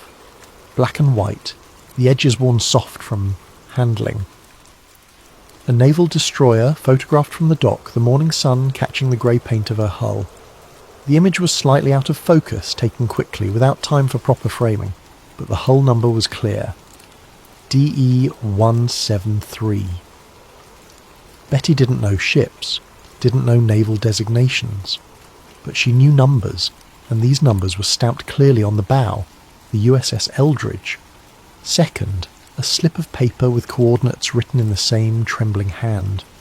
Numbers and letters that meant nothing to Betty, but would later be identified by people who understood such things as coordinates, marking waters off the Philadelphia Naval Shipyard. Third, a date. Just a date. Written larger than the coordinates, underlined 3 times like the writer had wanted to make absolutely sure it couldn't be missed or misunderstood. October the 28th, 1943. Betty looked at the calendar behind her counter. October the 28th, 1955. Exactly 12 years to the day. The sailor's words echoed in her mind. It's been 12 years. She didn't know about the Philadelphia experiment, didn't know the legends, the stories, the whispered rumours that had circulated among certain circles for years. She was a diner owner in Norfolk, Virginia, not a conspiracy theorist, not someone who paid attention to fringe theories about government experiments and wartime secrets. But she knew someone who did pay attention to those things. There was a journalist who'd been coming to the diner for the past few months. Always ordered the same thing, coffee and pie, whatever pie was fresh that day. Always sat in the corner booth with a notebook and a pile of government documents. Always asked questions. Careful questions, polite questions. Questions designed not to spook people but to extract information. He'd been asking about the war, about experiments, about naval facilities and classified programs and sailors who came back different, changed, wrong somehow. Betty had paid attention because that's what diner owners do. They listen. They remember. They connect dots that other people miss.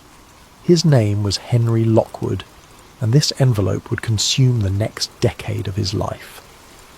Act 1. The real history. Henry Lockwood had always been drawn to the stories that lived in the margins, not the headline news, not the official narratives that appeared in polished columns under bylines that people recognised. He chased the stories that made editors uncomfortable, that required more verification than seemed worthwhile, that opened doors to rooms most people preferred to keep locked. He'd started his career covering local corruption in Philadelphia, the kind of grinding investigative work that involved months in dusty archives and interviews with people who spoke in whispers and looked over their shoulders. Then came the war, and Henry had tried to enlist.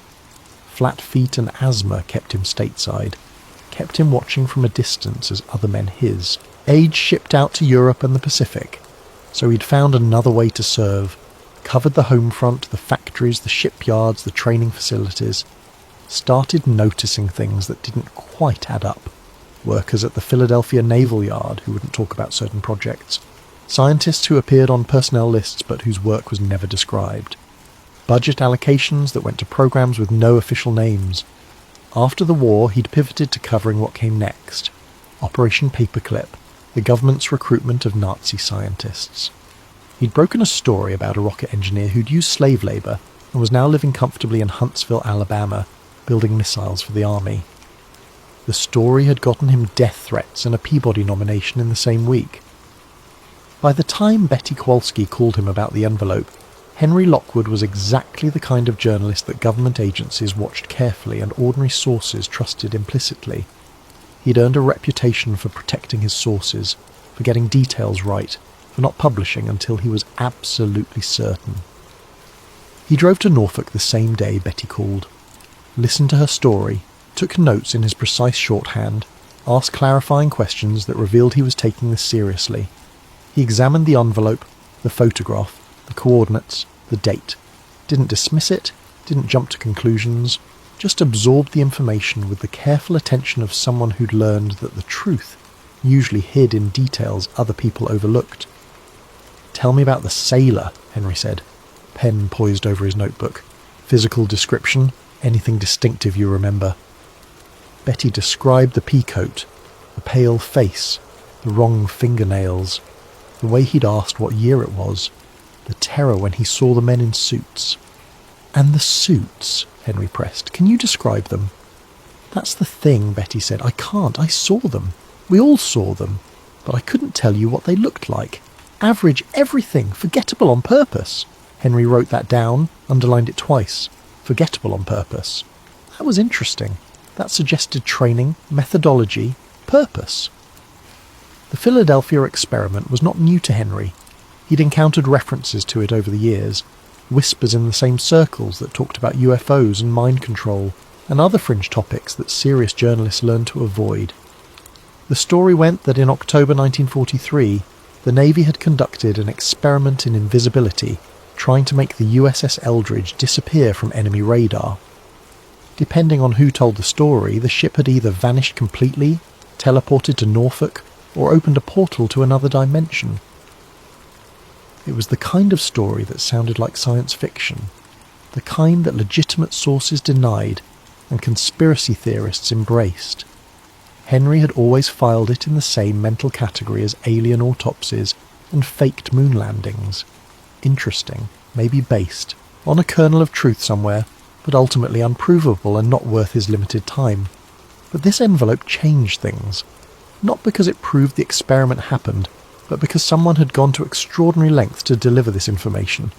Someone had been scared enough, desperate enough to walk into a random diner and hand classified material to a stranger, and someone else had cared enough to send suits to retrieve that person within minutes. That suggested the story wasn't just fringe theory. It suggested there was something real underneath the legend, something worth protecting, something worth covering up. Henry started with the basics. The photograph showed the USS Eldridge. That much was verifiable. He travelled to Washington, to the Naval History and Heritage Command, the repository of Navy records and documentation, filed the proper requests, showed the proper credentials, and gained access to the official record of the USS Eldridge.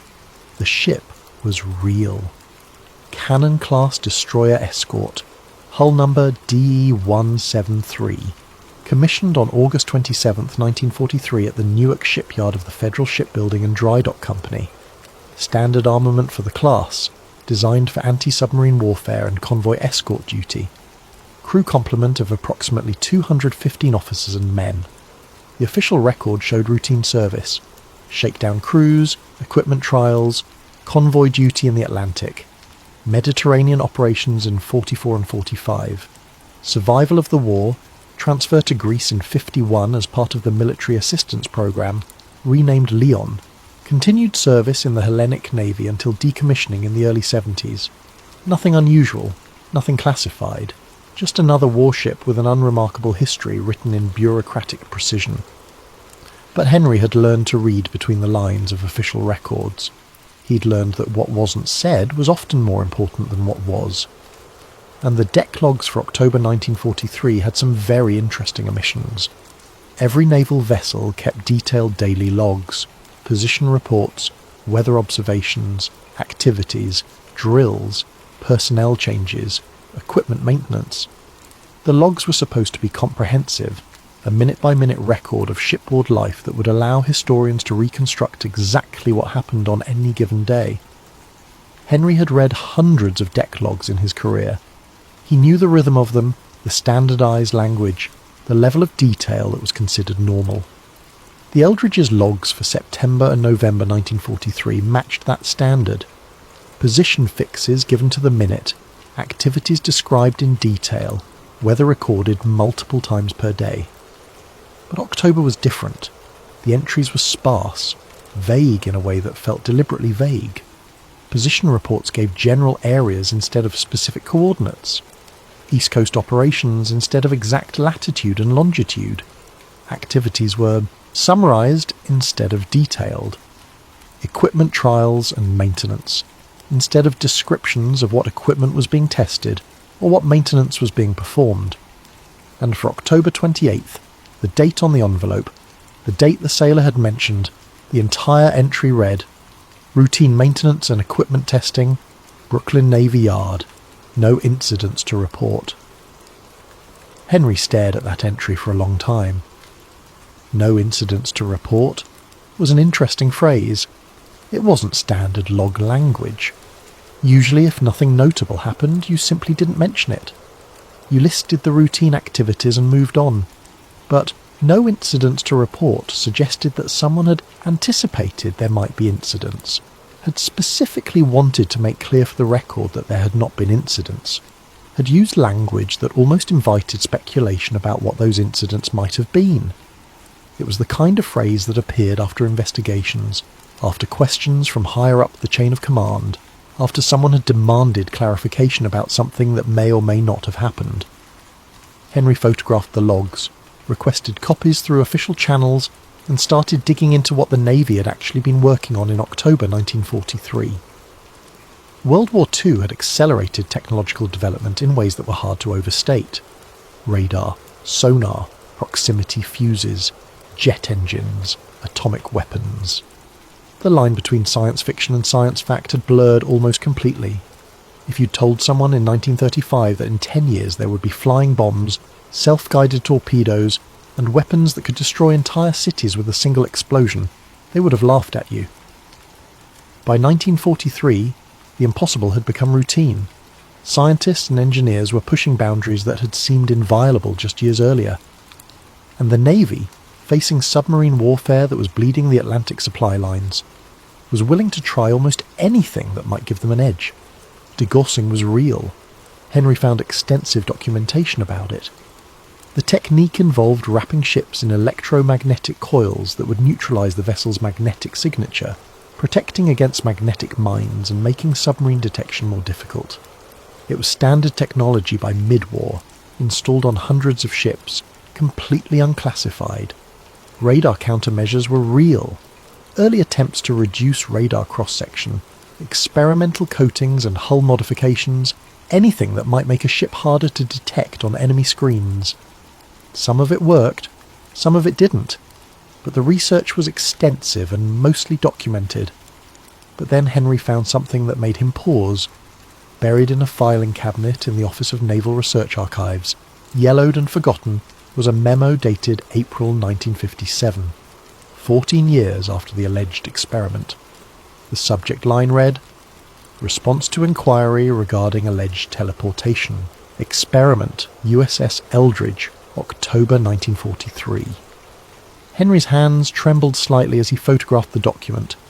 The memo was brief, written in the clipped bureaucratic language that characterized official denials.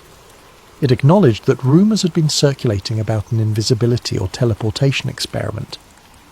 It stated clearly and unequivocally that no such experiment had occurred, that the technology required for such an experiment did not exist in 1943 and still did not exist in 1957.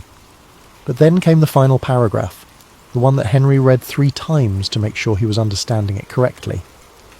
However, it should be noted that electromagnetic field research was conducted at the Philadelphia Naval Shipyard during the relevant time period. Said research was classified under Project Rainbow and related to degaussing and countermeasure development. While no experiments involving teleportation or invisibility occurred, the presence of this research and the associated equipment installations may have contributed to misunderstandings among personnel not briefed on the program's actual purpose. All records related to Project Rainbow remain classified and are not available for public review. Project Rainbow. Henry felt something shift in his understanding. This wasn't a complete denial. This was an acknowledgement disguised as a denial. The Navy was admitting that classified electromagnetic research had been conducted at Philadelphia in October 1943. They were admitting the research was significant enough to still be classified 14 years later. They were even admitting that the research might have been mysterious enough to confuse people who saw it. What they weren't doing was explaining what Project Rainbow actually was. Henry spent the next month searching for anything related to Project Rainbow. He filed Freedom of Information Act requests, interviewed retired naval officers, traced budget allocations through congressional records. Most of what he found was redacted or missing, pages removed from files with notes saying classified material removed or transferred to secure storage. But he did find one interesting connection. Rainbow was indeed a real naval code name, used not just for one project but as an umbrella designation for multiple countermeasure research programs. Radar jamming, magnetic camouflage, acoustic deception, anything designed to make enemy detection more difficult or confused. Which raised an obvious question. If Rainbow was just a code name for conventional countermeasure research, why was it still classified in 1957? Degassing was public knowledge. Radar jamming was public knowledge. What exactly had the Rainbow program been working on that still couldn't be revealed more than a decade after the war ended? Henry's next lead came from the Philadelphia experiment's most famous witness, a man named Carl Meredith Allen. Sometimes he went by Carlos Allende, sometimes just Carlos Allen. He'd sent letters to the Office of Naval Research in the 1950s claiming to have witnessed the experiment firsthand. Henry had read copies of those letters years ago, when he first encountered the Philadelphia experiment story. They were strange documents, rambling and marginalia-filled, written in a distinctive style that mixed technical language with mystical speculation. Allen claimed he'd been serving on a merchant ship, the SS Andrew Furuseth, and had watched the Eldridge disappear from Philadelphia and reappear in Norfolk. The Navy had dismissed the letters as crackpot nonsense.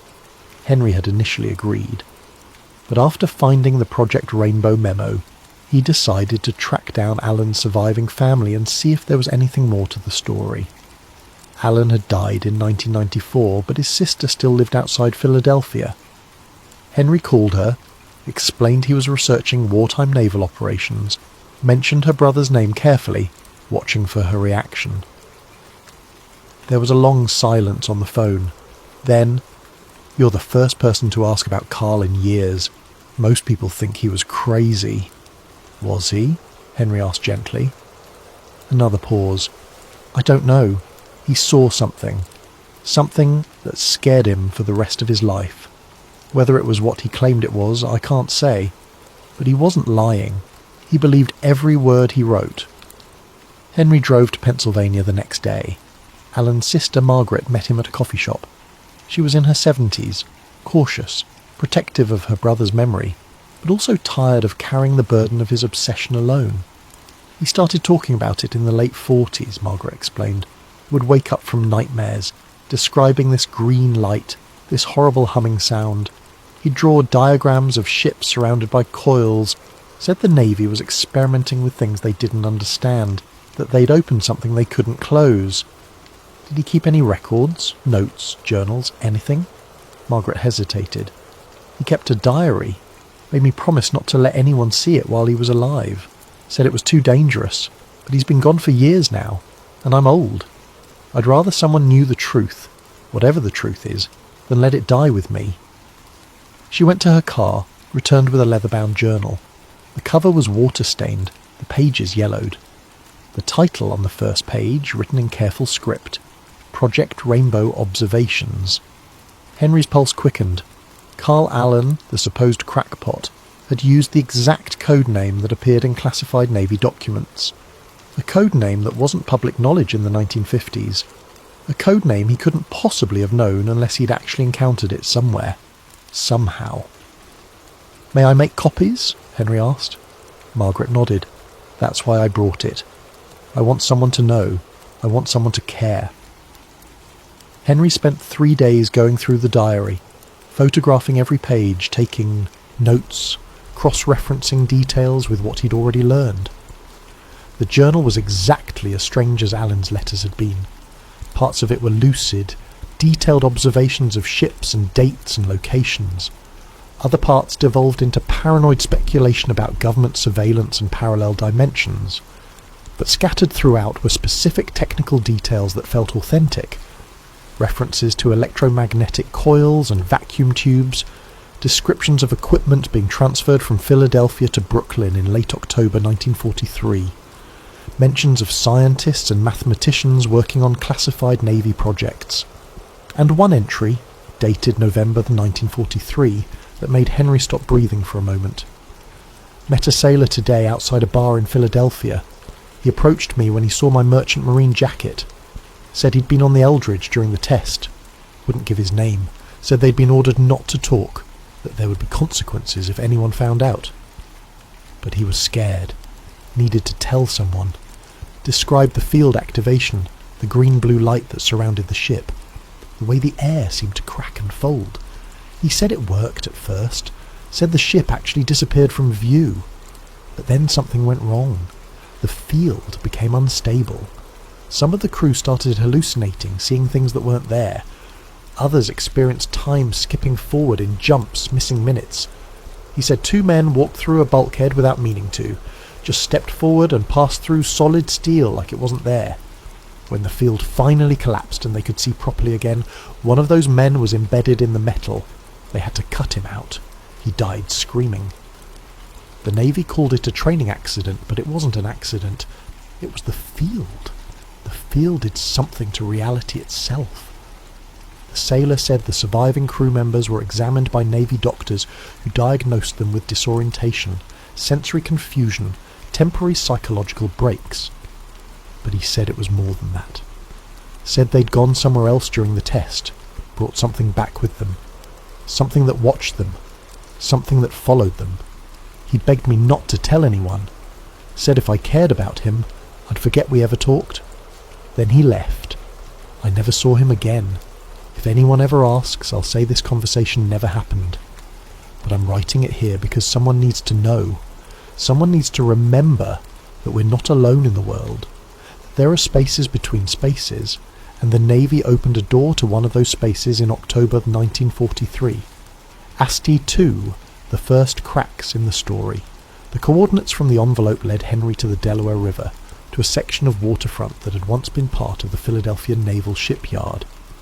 The facility had been decommissioned decades ago, its functions transferred to other locations, its real estate carved up and sold off.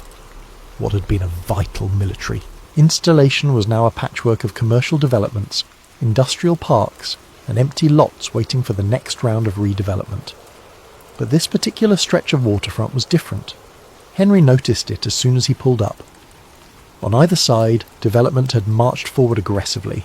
New condominiums, office buildings, warehouses.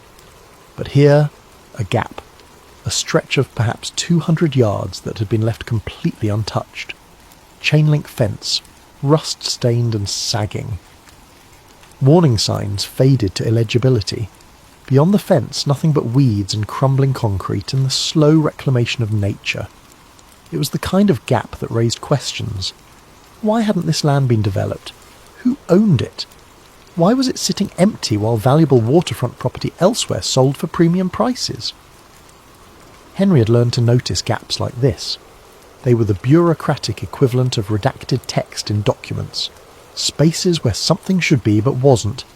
Absences that drew attention by their very emptiness. He parked his car, grabbed his camera and found a spot where the fence had rusted through enough to slip past. The ground beyond was uneven, concrete broken and heaved by years of freeze-thaw cycles. Rebar jutted from the ground at angles. Old machinery parts lay half buried in dirt and vegetation. The coordinates led him to what had once been a pier. The structure itself was mostly gone. Wooden pilings rotted away to stumps, decking collapsed into the river. But the foundations remained. Massive concrete mooring points, built to last decades, maybe centuries. The kind of permanent infrastructure the military installed when they expected to use a facility for a very long time. Henry walked the length of what had been the pier, photographing everything, taking measurements, trying to reconstruct what the facility would have looked like in 1943, and that's when he saw the sign. It was mounted on one of the concrete mooring points, barely visible under decades of grime and corrosion, a metal plaque, the kind the military used for designation markers. Henry almost missed it. Would have missed it if the afternoon sun hadn't caught the metal at just the right angle. He scraped at the surface with his car keys, clearing away enough dirt to read the text. The lettering was still sharp, stamped deep into the metal. Restricted area, authorized personnel only, authorization code, Rainbow 1943. Henry's hands were shaking as he photographed the sign. Here it was. Physical evidence, impossible to dismiss or explain away. Project Rainbow hadn't been a filing error or a coincidental code name. It had been significant enough to designate an entire section of the naval shipyard. Significant enough to require specific authorization codes. Significant enough to restrict access, even during a war when security was paramount everywhere. He spent the next hour searching the area for anything else that might have survived. And what he found made his skin prickle despite the summer heat. Scorch marks on the concrete. Not fire damage. Not the kind of charring you'd expect from industrial accidents or wartime activity. These were different. Circular patterns, perfectly symmetrical, radiating out from a central point like someone had drawn them with a giant compass. The marks were deep, the concrete itself altered in ways that shouldn't be possible. Henry crouched down, ran his fingers over the scorched surface. The concrete felt smooth, almost glassy in places, like it had been melted and then rapidly cooled. The pattern repeated multiple times across the pier foundation, always the same circular shape, always radiating from a central point. He photographed the marks from multiple angles, measured their dimensions, collected samples of the affected concrete by chipping off small pieces and sealing them in evidence bags. Later, he'd have them analysed by a materials engineer at MIT who owed him a favour. The engineer's report would arrive 3 weeks later, and it would raise more questions than it answered. The concrete had been exposed to sustained temperatures exceeding 2,000 degrees Fahrenheit. But the heat hadn't come from conventional sources. The damage pattern suggested electromagnetic heating, like what you'd see in an induction furnace, but on a massive scale and applied in precise circular patterns. "I've never seen anything like this," the engineer wrote in his analysis. The precision required to create these patterns, the heat levels needed, the fact that it's focused in such specific areas while leaving surrounding concrete untouched. Whatever caused this, it wasn't conventional technology. At least not any conventional technology I'm aware of. And the really strange part? Based on the depth of heat penetration into the concrete, this happened all at once. Not over time, not from repeated exposure. Someone or something applied massive electromagnetic energy in a single event, and these marks are what remains. But Henry didn't have that analysis yet as he stood on the abandoned pier in the fading afternoon light. All he had were strange scorch marks, and a growing certainty that something significant had happened here. Something that the official record had carefully avoided documenting. Back in the archives, Henry focused on the Eldridge's movements during October 1943. The official record said the ship had spent most of that month in New York, conducting trials and equipment installation at the Brooklyn Naval Yard. Standard procedure for a newly commissioned vessel. Nothing unusual about that. But Henry had learned to look at not just what was recorded, but how it was recorded. And the transfer logs for that period had some interesting anomalies. Standard naval procedure required detailed manifests for any equipment transfer. What was being moved, why it was being moved, who authorised the transfer, where it came from, where it was going. The Navy was obsessive about documentation. Everything had to be tracked, verified, receipted. It was how the military prevented theft, ensured accountability, maintained the paper trail that bureaucracies required to function. But on October 26, 1943, there was an entry in the Philadelphia Naval Shipyard transfer logs that violated all those standard procedures. Special equipment transfer to Brooklyn Naval Yard. Authorization code Rainbow. No manifest required. Classification level restricted. Transfer completion to be confirmed by receiving facility. No manifest required. That was unusual enough to be noteworthy. Equipment transfers without manifests were rare, reserved for highly classified material that couldn't be described in standard documentation. But the classification level being listed as restricted, rather than using standard designations like confidential, secret or top secret, was even stranger. Restricted suggested a compartmentalized program, something so sensitive that standard classification levels didn't apply. The transfer was logged as complete on October 29th, one day after the date on the envelope, one day after the alleged experiment. The timing was too precise to be coincidental. Henry tried to find records of what had been transferred, who had authorized it, where the equipment had come from, where it had gone after arriving in Brooklyn. Every angle he pursued led to the same dead end. Missing files, redacted documents, transfer records that had been removed from archives with notes saying classified material relocated to secure storage, or simply file not found. It was a pattern he'd seen before, the bureaucratic equivalent of burning evidence. You couldn't make records disappear completely, that would be too obvious. But you could scatter them, classify them at different levels, move them to facilities with restricted access, essentially bury them so deep that finding all the pieces became effectively impossible. But sometimes pieces survived in unexpected places.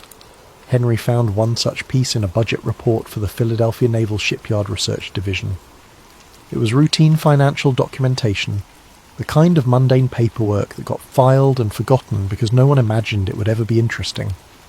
But buried in a list of consultant payments for the fall of 1943 was an entry that made Henry lean closer to the microfilm reader.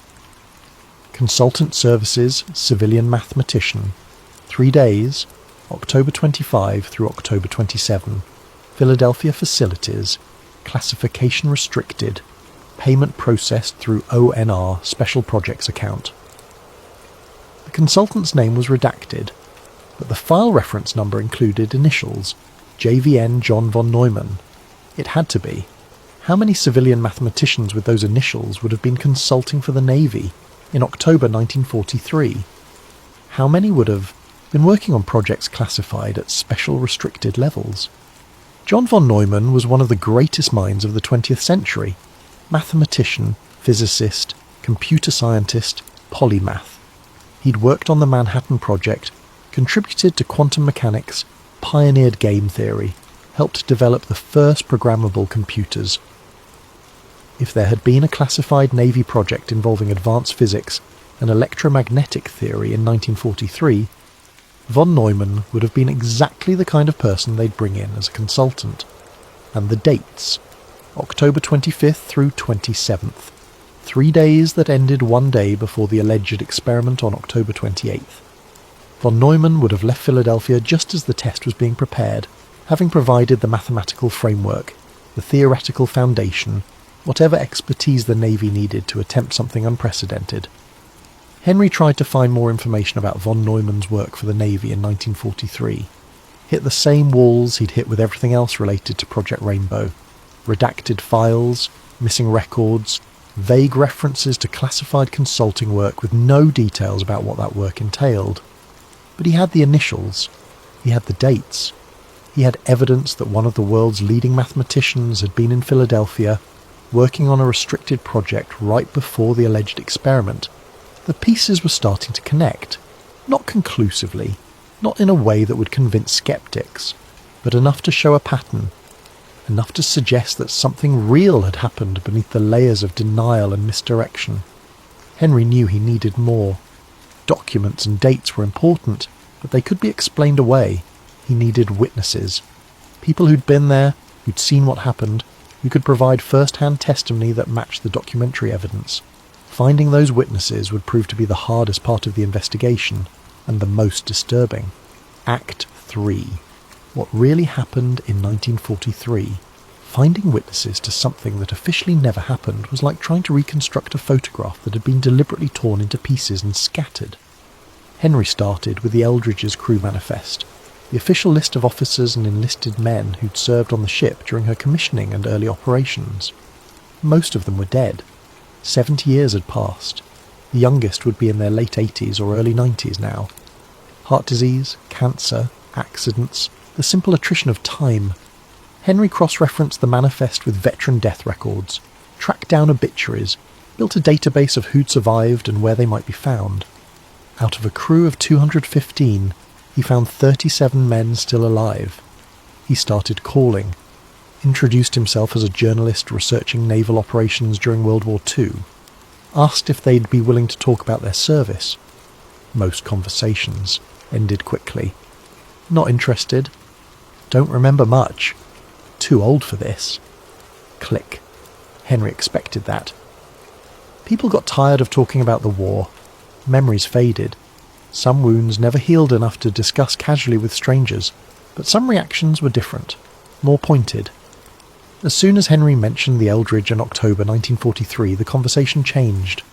I can't help you. I don't know anything about that. You should talk to the Navy if you have questions. Click. Those reactions were interesting. Not I don't remember, but I can't help you. Not forgetfulness, but unwillingness. Like they'd been told not to talk. Like they were still following orders from 7 decades ago. Then Henry expanded his search. He started looking not just at Eldridge crew members, but at sailors who'd been stationed at the Philadelphia or Brooklyn naval yards during October 1943. Men who might have seen something, witnessed something, even if they hadn't been directly involved. That's how he found Edward Ryan. Ryan had served on the USS Engstrom, another destroyer escort that had been in Philadelphia for trials and equipment installation at the same time as the Eldridge. When Henry called, Ryan didn't hang up, didn't give an immediate refusal. Instead, there was a long silence after Henry mentioned the Eldridge's name. Finally Ryan spoke. His voice was quiet, careful. I was wondering when someone would finally ask about that. Been carrying it for 70 years. Figured I'd die with it. Maybe that would be easier. Would you be willing to meet in person? Henry asked, trying to keep the excitement out of his voice. Another pause. Yes, but not over the phone, not where anyone will see us. I don't know if they still watch, but I'm not taking chances. They met 3 days later at Ryan's house in Rhode Island, a small ranch-style home near the coast. The walls were decorated with naval memorabilia, photos of ships, deployment certificates, shadow boxes containing medals and ribbons, the proud displays of a career sailor who'd served honourably and remembered that service with satisfaction. But there were no photos of the Engstrom. Henry noticed that. The ship Ryan had served on during the exact period they were about to discuss was absent from all the carefully curated displays. Ryan made coffee with hands that trembled slightly. Not palsy, not age-related tremor. The trembling of someone who was nervous, scared maybe. Finally about to share something he'd kept secret for most of his life. They sat at his kitchen table. Henry set up his tape recorder, asked permission to record.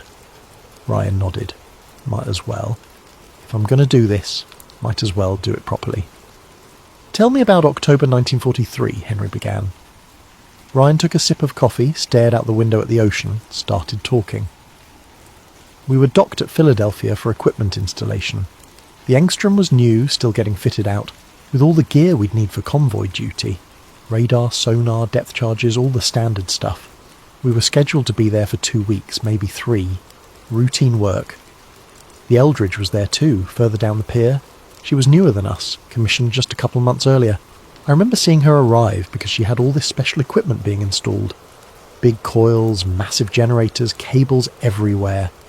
They put up fencing around her berth, posted guards. That wasn't unusual. Lots of ships got special equipment back then. Classified stuff we weren't supposed to know about, so we didn't pay much attention. Ryan paused, his hands tightening around the coffee mug. October 28th. Clear day, good weather. I was on deck that afternoon doing routine maintenance, checking ropes, inspecting fittings, the kind of busy work they give sailors when there's not enough real work to keep everyone occupied. That's when I heard it. This sound. Not an engine, not machinery. Something else. High-pitched, almost beyond hearing, but you could feel it more than hear it. Made my teeth hurt, made my bones vibrate. I looked over at the Eldridge to see where it was coming from. The sound was coming from her, from those coils they'd installed. They were active, glowing slightly like they were heating up. And then there was light. Ryan stopped, took another sip of coffee. His hands were shaking harder now. What kind of light? Henry prompted gently.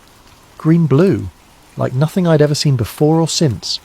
Not like fire, not like electricity. Something else. It started as a shimmer around the ship, like heat waves on a summer day. But then it got thicker, more solid. Like fog, but not fog because you could see through it, but also couldn't see through it at the same time. The light wrapped around the Eldridge, covered her completely. And then... Ryan's voice dropped to a whisper. Then she wasn't there anymore. I don't mean she disappeared like magic. I mean 1 second I was looking at a destroyer escort, and the next second I was looking at empty water. The moorings were still there. The gangplanks were still there, leading to nothing. The fencing, the guards, the equipment on the dock, all of it still there. But no ship. I thought I was losing my mind. Looked around, saw other sailors on deck, saw the same confusion on their faces. We were all seeing it. All seeing nothing where a 300-foot warship should have been. How long was she gone? Henry asked. Maybe 30 seconds. Maybe a minute. Hard to say. Time felt wrong, stretched out. Then the light appeared again, and the ship came back. Just materialised out of nothing. Exactly where she'd been. Like she'd never left. But something was different. Even from my ship I could see something was wrong. Men running on deck, officers shouting. And this sound, this screaming. Not scared screaming, not pain screaming. Something worse. Like the sound someone makes when they've seen something that broke their understanding of reality. The guards rushed in, started clearing everyone away. Officers came running from the shipyard offices. We were ordered below deck immediately, told not to discuss what we'd seen. Told it was a classified test and talking about it would be considered treason. Next day, the Eldridge was gone. Moved to Brooklyn, they said. Emergency transfer for additional equipment installation. And anyone who'd been on deck during the test, anyone who'd seen what happened, got called in for medical evaluation. Ryan pulled out an old folder, the kind veterans kept with their discharge papers and service records. Inside was a medical form, yellowed with age, dated October 31st, 1943. Henry read the diagnosis. Severe disorientation, sensory confusion, temporary vision disruption. Recommend observation for possible neurological effects from equipment malfunction exposure. Equipment malfunction, Ryan said bitterly. That's what they called it. An equipment malfunction that made a ship disappear.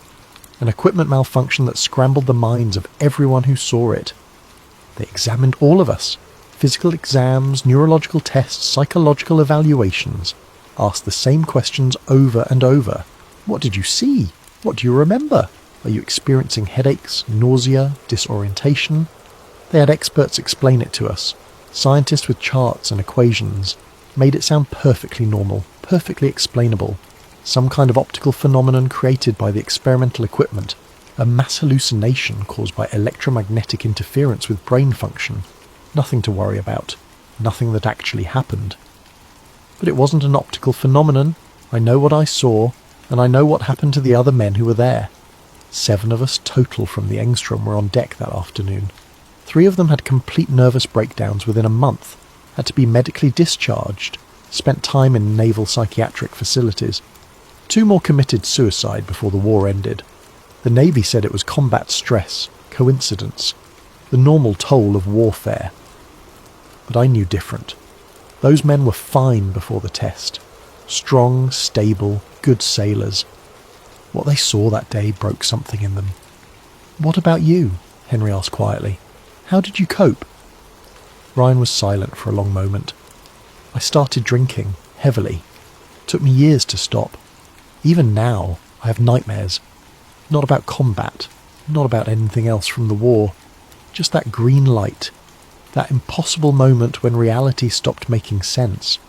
I wake up and I can still feel it.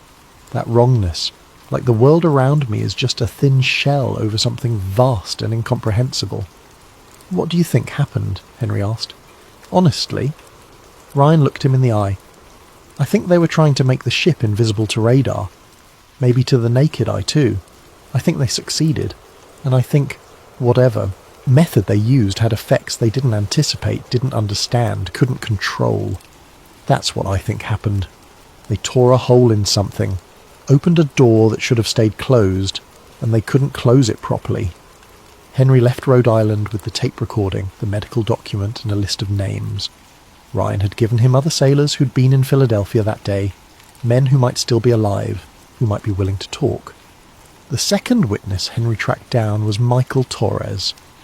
Unlike Ryan, Torres hadn't been in Philadelphia at all. He'd been stationed in Norfolk, Virginia, serving on a supply ship, 500 miles away from the alleged experiment. But Torres had his own story, and it matched the legend in ways that made Henry's hand shake as he took notes. They spoke over the phone. Torres lived in Arizona now, far from any ocean, far from anything that might remind him of his Navy service. He sounded wary when he answered, but something in Henry's questions made him decide to talk.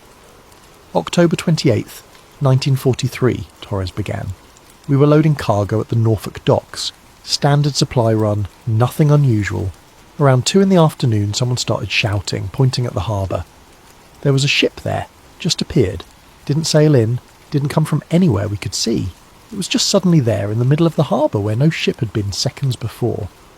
I saw the hull number, D173, the USS Eldridge. I remember because one of our officers checked the fleet positions, got on the radio, started asking what the hell a destroyer escort was doing in Norfolk when she was supposed to be in Philadelphia. The ship looked wrong. That's the best way I can describe it. The outline was sharp, but somehow blurred at the same time, like looking at something through water or heat shimmer, and there was this green tint to the air around it, this glow that didn't come from any source I could identify. We watched it for maybe 10 minutes. Everyone on the dock stopped working, just stared. Then it vanished, same way it appeared, just gone like it had never been there. When our officer finally got through to Philadelphia Naval Yard, they confirmed the Eldridge was there, had been there all day, never left. But I saw it. We all saw it. A ship can't be in 2 places at once, unless something impossible happened. Henry pulled up the Navy cargo logs for Norfolk on October 28th. He'd checked them before, found nothing unusual in the official entries, but this time he looked more carefully at the handwritten notes in the margins, the unofficial comments that dock workers sometimes scribbled. One entry, logged at 1400 hours, right around the time Torres described. The official entry was routine, standard harbour operations, loading and unloading, nothing noteworthy. But in the margin, in barely legible handwriting, unexpected hull presence. Detected, approximate location Pier 7. No identification available. No record of scheduled arrival. Duration approximately 10 minutes. Phenomenon unexplained. Recommend further investigation. No ship name attached, but the timing matched perfectly. The location matched perfectly. And the language, unexpected hull presence, suggested radar or visual detection of something that shouldn't have been there. The Philadelphia experiment legend had always claimed the Eldridge disappeared from Philadelphia and reappeared in Norfolk. Henry had dismissed that as embellishment, the kind of detail that got added to stories over time, but here was evidence, not conclusive but compelling, that something matching that description had actually occurred. Henry found one more piece of evidence before moving to the next phase of his investigation, and it was the most disturbing thing he'd discovered yet. In a box of declassified documents from the Office of Naval Research Photographic Archives, buried among hundreds of unremarkable images, he found a photograph stamped with a classification level that had been downgraded to unclassified in 1990. The date on the stamp, October the 1943. The source, Philadelphia Naval Shipyard. The image was blurry, taken from a distance with a telephoto lens. It showed the deck of a ship, metal structures, equipment, and in the foreground, partially obscured by what might have been smoke or fog or some kind of distortion field, was something that looked disturbingly like a human shape, but the shape wasn't standing on the deck. It was embedded in the metal, fused into the steel plating. The outline was clear enough: arms extended, torso twisted, head tilted at an unnatural angle. Like someone had been walking forward when the metal suddenly became solid around them, trapping them permanently in the structure of the ship itself. Henry stared at the photograph for a long time, trying to find some other explanation. A trick of light and shadow, an artifact of the photographic process, anything other than what it appeared to be. He brought the image to the Navy archivist who'd been helping him access documents, showed it without comment, waited for a reaction. The archivist's face went pale. He looked at the file number, looked at Henry, looked back at the photograph. "This file was misfiled," he said quietly. "This shouldn't be in the declassified archives. It should never have been accessible to public research. You need to return it immediately." "What is it?" Henry asked. "What am I looking at?" The archivist wouldn't answer, just kept repeating that the file needed to be returned, that Henry hadn't seen it, that some things remained classified for very good reasons, and this was one of them. But Henry had already photographed it, already made copies, already secured the evidence in multiple locations so it couldn't simply disappear. He left the archives knowing he'd crossed a line. The investigation was no longer theoretical. He had witnesses, he had documents, he had physical evidence, and he had a photograph that suggested something truly horrific had happened aboard the USS Eldridge in October 1943. Now he needed to know what happened after, how the Navy had responded, what they'd done to contain the situation, and whether the experiment had truly ended, or if it had simply gone underground, hidden where no one would think to look. The answer to those questions would prove more disturbing than anything he'd discovered so far, to be continued in Part 2. The Men Who Didn't Return. Part 2. The Cover-Up Actee. 4. The Cover-Up. The pattern emerged slowly, like a photograph developing in chemical baths. Henry had been investigating government cover-ups long enough to recognise the fingerprints of institutional misdirection. It wasn't aggressive suppression, it wasn't men in black threatening witnesses or breaking into offices to steal files. That would be too obvious, too dramatic, too likely to draw attention. Instead, it was subtle, bureaucratic, almost invisible unless you knew what to look for. Documents that should exist but didn't. Files misfiled in ways that made them effectively impossible to locate. Witnesses who couldn't quite remember or weren't quite sure. Evidence that existed but couldn't be verified or authenticated through normal channels. The Philadelphia experiment wasn't buried under threats and intimidation. It was buried under confusion and plausible deniability. Henry noticed it first with the deck logs. He'd photographed the USS Eldridge's logs for October 1943, noted how sparse and vague they were compared to other months. But when he examined the physical documents more closely, comparing them to logs from September and November, he found something interesting. The paper was different. The September and November logs were written on standard Navy issue forms from 1943. Slightly yellowed, consistent aging, the paper quality matching other wartime documents. But the October logs used different paper, whiter, crisper, the kind of stock that came into use in the early 50s. The typewriter font was different too. September and November used one style, slightly faded, the letters showing the wear patterns of a machine that had seen heavy use. October used a different typewriter entirely, the letters sharper, more uniform, newer. Henry photographed the differences, brought them to a documents examiner he'd worked with on previous investigations. The examiner confirmed what Henry suspected. The October logs had been retyped sometime in the early 1950s, transferred from original documents onto new paper using a different typewriter. "Why would they do that?" the examiner asked. "To change the content," Henry said, "or to remove details that were in the originals. You retype the logs, include only what you want preserved, destroy the originals, and claim the new versions are the real record."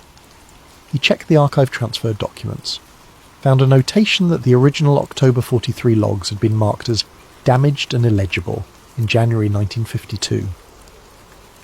They'd been retyped for preservation purposes, and the originals had been listed as unable to locate in subsequent inventory checks. 9 years after the alleged experiment, someone had gone through the Eldridge's records and systematically replaced the October logs with sanitized versions. Not destroyed them completely, that would raise too many questions. Just retyped them, made them vaguer, removed whatever specific details had been in the originals. Then Henry found the memo. It was buried in the Office of Naval Research Files, dated November 1955, just weeks after the sailor had stumbled into Betty's diner in Norfolk. The timing couldn't be coincidental. The memo was brief, marked for limited distribution to facility commanders and security officers. The subject line read, "Guidance regarding Project Rainbow inquiries. Recent unauthorized disclosures have resulted in increased public inquiry regarding historical Navy research programs, specifically those conducted under the Rainbow designation during World War II. Personnel are instructed to terminate all discussions of these programs and refer any questions to the Office of Naval Research Security Division for official response. No statements regarding Rainbow research should be made without prior approval from ONR Command.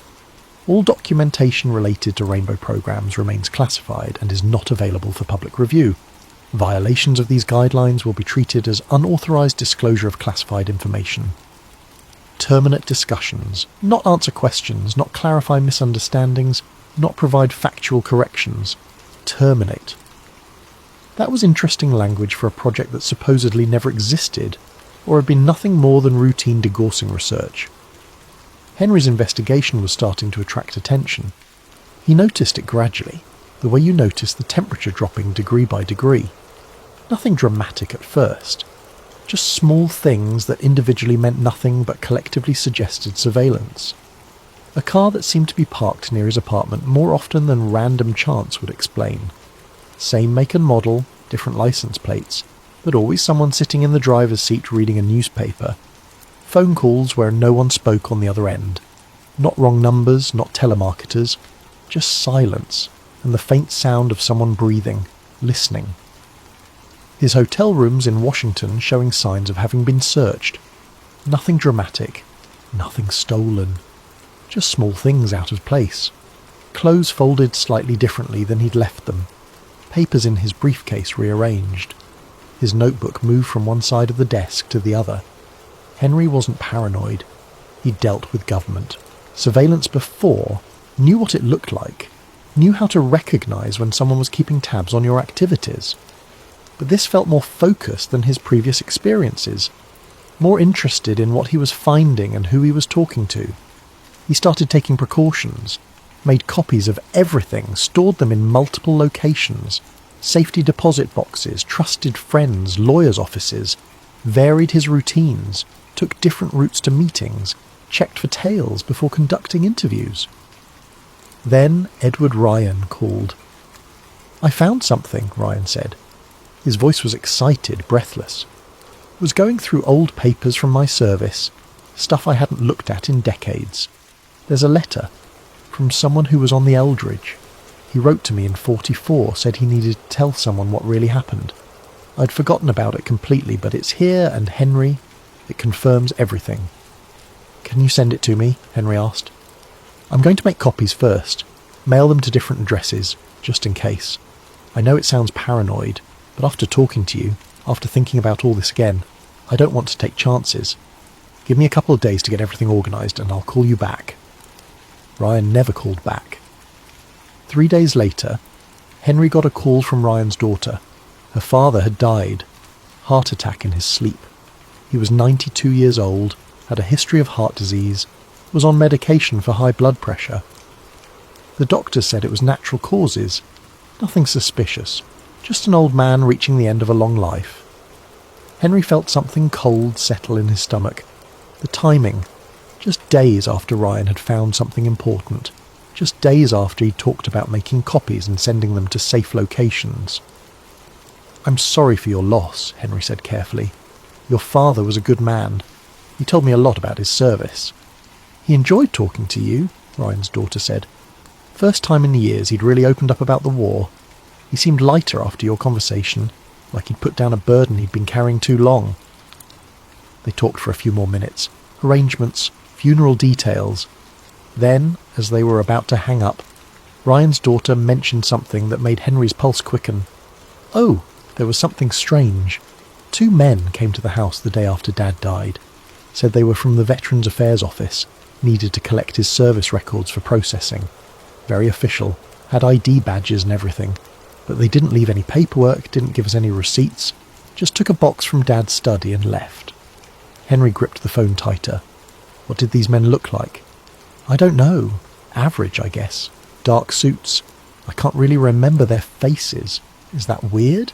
I saw them, talked to them, but I couldn't describe them if you asked me. The same description Betty Kowalski had given. The same impossibility of remembering details. Men designed to be forgotten. Did they take anything else, besides the box? I'm not sure. Dad's study was kind of a mess. He'd been looking for something in there the day before he died, pulling out old folders and papers. I was going to help him clean it up after I finished work, but then he... She trailed off. Henry attended the funeral, paid his respects, talked to Ryan's family, didn't mention his suspicions. But after the service, when everyone else had left, he sat in his car in the cemetery parking lot and thought about the timing. Ryan finds evidence. Ryan dies 3 days later. Men in suits arrive immediately and remove his papers. A 92-year-old man with heart disease dying suddenly is unremarkable. Unless you knew what he'd been about to reveal. Unless you knew someone had a very strong interest in making sure that evidence never surfaced. Henry knew he was running out of time. The story was coming together, but it was also falling apart. Witnesses dying, documents disappearing, his own investigation increasingly compromised. He needed something definitive, something they couldn't disappear or explain away, something that would prove beyond doubt that the Philadelphia experiment had been real. He needed to find someone who'd been directly involved, someone on the inside, someone who knew exactly what had happened and could confirm the truth. That's when he found Arthur Calloway. Calloway wasn't listed on the Eldridge's crew manifest. According to Navy records, he'd served on a completely different ship, the USS El Dorado, and had been reported missing in action in 1944 during Mediterranean operations. His family had received a telegram, a flag, condolences from the Secretary of the Navy. But Henry found a discrepancy. It was small, easy to miss, the kind of thing that only emerged when you cross-referenced multiple document types. An insurance form filed by Calloway's family in 1946, trying to collect on a life insurance policy. The form listed his service history, including all ship assignments, and there, buried in the middle of the list, was a single line that didn't appear in any official Navy records. Temporary assignment USS Eldridge, special duty, October 1943. Special duty. That was Navy code for classified assignments. Operations that didn't appear on standard manifests. Henry had seen it before in other contexts. Men pulled from their regular posts for short-term assignments that needed specific expertise or security clearances. So Arthur Calloway had been assigned to the Eldridge in October 43 for special duty. And then he'd been listed as killed in action the following year. Except Arthur Calloway wasn't dead. Henry found him through a combination of bureaucratic archaeology and dumb luck. A death certificate that was filed but then withdrawn. A social security number that had been issued posthumously but showed earnings in later years. A name change petition from 1948 buried in county records in Maine.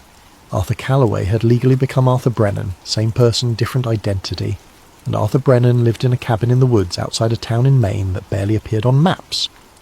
It took Henry 3 months to piece together the trail. He drove to Maine in late November, when the trees were bare and the first snow was threatening.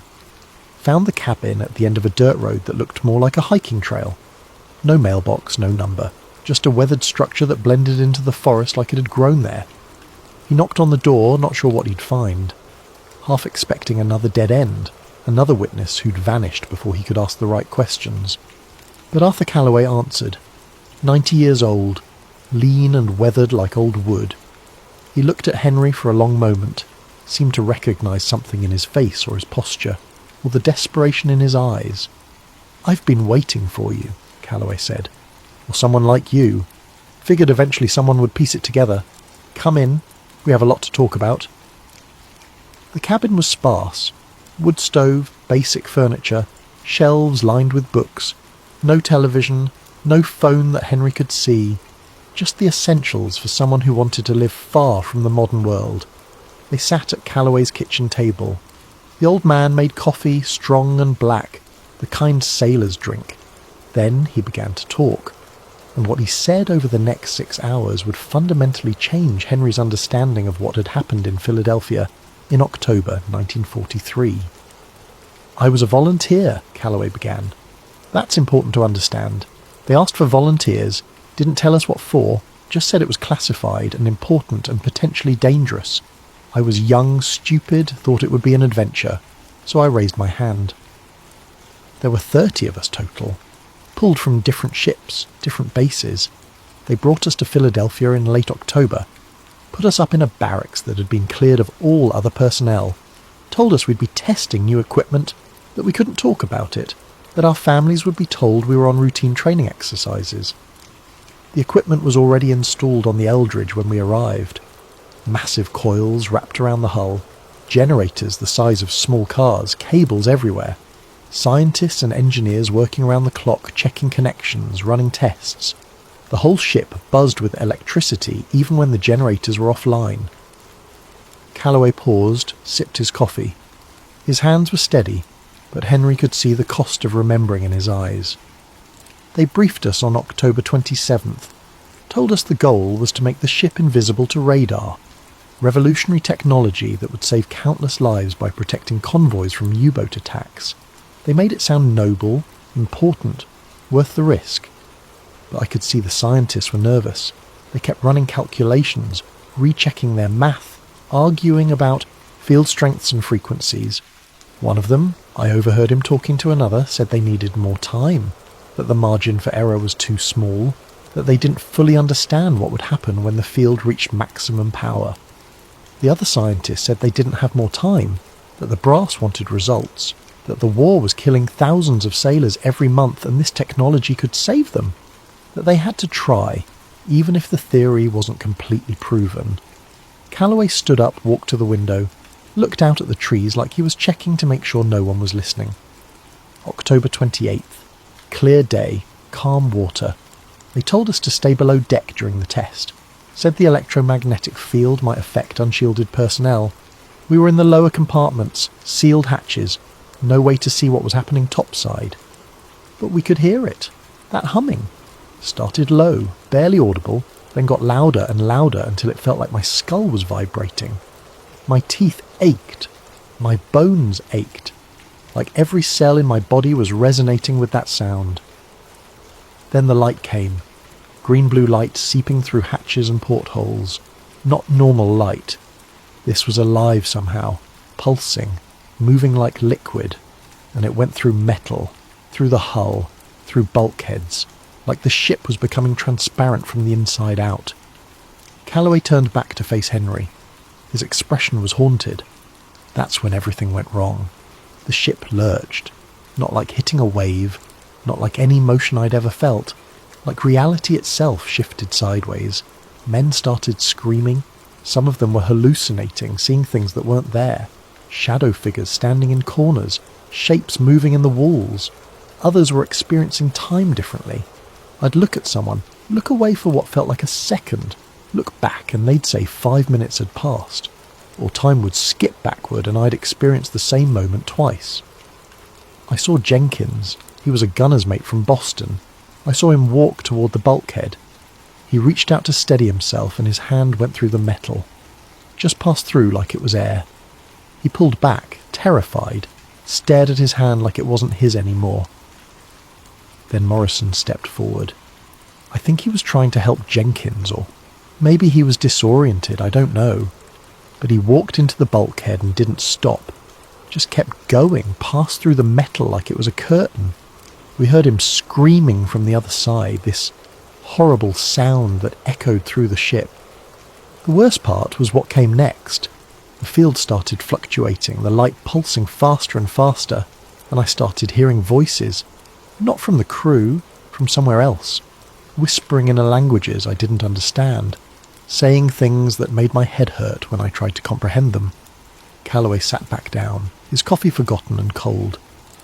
Someone must have hit the emergency shutdown. The humming stopped, the light faded, but it took what felt like hours for reality to settle back into place. When it did, we were in Norfolk. I saw it through the porthole, Norfolk Harbour. But we'd been in Philadelphia. Hundreds of miles in seconds or minutes, or however long the field had been active. Time didn't make sense anymore. They got us back to Philadelphia somehow, never told us how. Then came the examinations, medical, psychological, neurological. They tested everything, took blood samples, ran cognitive assessments, asked the same questions over and over, trying to catch inconsistencies in our stories. Of the 30 men who'd volunteered, only 23 made it through intact. 5 were permanently institutionalised, diagnosed with combat fatigue, schizophrenia, neurological damage, but they'd never seen combat. The field had done something to their minds, broken something that couldn't be fixed. 2 more committed suicide within a year. The Navy said it was coincidence, stress of wartime service, but I knew better. They couldn't live with what they'd seen, what they'd felt. The understanding that reality was thinner than we'd believed, that there were spaces between spaces and we'd accidentally looked into one of those spaces. And Morrison, the one who walked through the bulkhead, when the field collapsed and we could see properly again, he was embedded in the metal, fused into the steel plating. They cut him out. Took hours. He was screaming the whole time. Died in the medical bay that night. Henry's recorder was still running. He checked to make sure, needed confirmation that he was capturing this. What did you think they were trying to do? In your opinion, what was the actual goal? Calloway laughed, but there was no humour in it. Make the ship invisible. That's what they told us. Use electromagnetic fields to bend light around the vessel. Make it disappear from enemy radar and visual detection. Revolutionary technology that would win the war. But I don't think that's what actually happened. I think they succeeded in making the ship invisible, just not in the way they planned. They didn't make it invisible to detection. They made it invisible to reality itself. Shifted it out of phase with normal space and time. Pushed it into some other dimension, some other frequency of existence. And when they brought it back, pieces of that other place came with it. I felt it. Felt something watching us. Something that existed in that space we'd accidentally entered. Something that noticed us, paid attention to us. And some of us, we couldn't shake that feeling even after we left the ship. The experiment didn't fail, Calloway continued. It worked. It worked exactly as the theory predicted. That's why they shut it down. That's why they classified everything. Because it worked, and what it did was too dangerous to ever attempt again. But they didn't stop the research, Henry said. Did they? Calloway shook his head. No, they moved it. Took the equipment, the research, the data. Went underground with it. Kept working on it, trying to refine it, trying to figure out how to control what they had accidentally created. How do you know? Because they kept looking for us, the survivors. One by one, we started disappearing. Not dying, disappearing. Reassigned to classified projects, transferred to facilities that didn't appear in official records, simply vanishing from normal Navy rosters. I realised they were collecting us, bringing us back. Maybe to study us, maybe to use us in further experiments. I don't know. So I faked my death, had help from a friend in records, created the paperwork, made it look like I'd been killed in action, changed my name, moved here, stayed off the grid, figured if they thought I was dead they'd stop looking. And did they? Calloway looked out the window again. I don't know. Haven't seen anyone. But I'm always watching, always waiting. After 70 years you'd think I'd relax, but I can't, because I know what they're capable of. I know they're still out there, still working on it, still trying to perfect what they started in October 43. They talked for hours more. Calloway shared details, technical specifications he'd overheard, names of scientists he'd seen, locations of facilities he'd been told about. Henry recorded everything, took notes, asked clarifying questions. As the sun set and shadows filled the cabin, Calloway stood up suddenly. moved to the window with a quickness that belied his age, stared out at the darkening woods. "You need to leave," he said quietly. "Now." "What's wrong?" "I don't know, just a feeling. But after 70 years, I've learned to trust my feelings. You found me, which means they might know you're here. Whatever story you're writing, write it fast and publish it somewhere they can't suppress it. Because once they realise how much you know, they'll come for you too." Henry gathered his things, shook Calloway's hand. "Thank you for everything, for your service, for your courage in telling the truth." Calloway gripped his hand tightly. "Tell them we were real. Tell them it happened. Tell them we existed. That's all I ask." Henry drove through the dark woods, checking his mirrors constantly, half expecting to see headlights following. He made it back to civilization, found a motel, checked in under a false name, and spent the night transcribing his recording and organising his notes. 2 days later, when he called Calloway's number to follow up on a detail, the line was disconnected. He drove back to Maine. The cabin was empty. No furniture, no personal belongings, no sign anyone had lived there in years. The neighbours, the few who existed this far into the woods, claimed the cabin had been abandoned for decades. No one had lived there. No one named Arthur Brennan or Arthur Calloway. But Henry had the recording. He had the notes. He had proof that the conversation had happened. That couldn't be. Erased. Or so he thought. Act 5. The final discovery. Henry knew he was running out of time. The patterns were clear now. Every witness he found either died, disappeared, or recanted. Every document he discovered somehow became unavailable, or was revealed to be a misfile. The story was coming together, but it was also being systematically dismantled. He needed something they couldn't disappear, something physical, tangible, impossible to explain away. Testimony could be dismissed as unreliable memory. Documents could be called forgeries. But physical evidence, evidence that showed what had been done and could be verified by independent experts, that would be harder to suppress. The Philadelphia Naval Shipyard had been decommissioned in the 1990s. The facilities had been parcelled out, sold off, redeveloped. What had been a vital military installation was now a mishmash of commercial properties, historical landmarks, and empty lots. But certain sections remained. Areas too contaminated to redevelop safely. Structures too expensive to demolish. Spaces that lingered in bureaucratic limbo, owned by entities that had gone bankrupt or transferred to agencies that no longer existed. Henry spent weeks researching old facility maps, comparing them to modern satellite imagery, looking for inconsistencies. Buildings that appeared on wartime documentation, but not on current surveys. Underground structures that had been mapped in the 40s but seemed to have been forgotten. And he found something. A section of the old shipyard that appeared on every map from 1940 through 1969, then disappeared completely from all subsequent documentation. Not labelled as demolished, not marked as redeveloped, just erased as if it had never existed. The area was still there. Henry could see it on satellite images, but it was listed as vacant land owned by a series of shell corporations that led nowhere. No development planned, no historical designation, no acknowledgement of what had once stood there. He went there on a December night. Cold, clear, the kind of night where your breath freezes in front of your face, brought bolt cutters and a flashlight and a camera. Told himself this was investigative journalism, not trespassing, not breaking and entering. The fence was old, rusty, easier to cut through than he'd expected. The grounds beyond were overgrown, nature reclaiming what the military had abandoned, but structures remained. Concrete foundations, metal frameworks, the bones of buildings that had been stripped of everything valuable and left to decay. He searched for 2 hours, following his maps, checking coordinates, looking for the specific structure he'd identified. Almost gave up.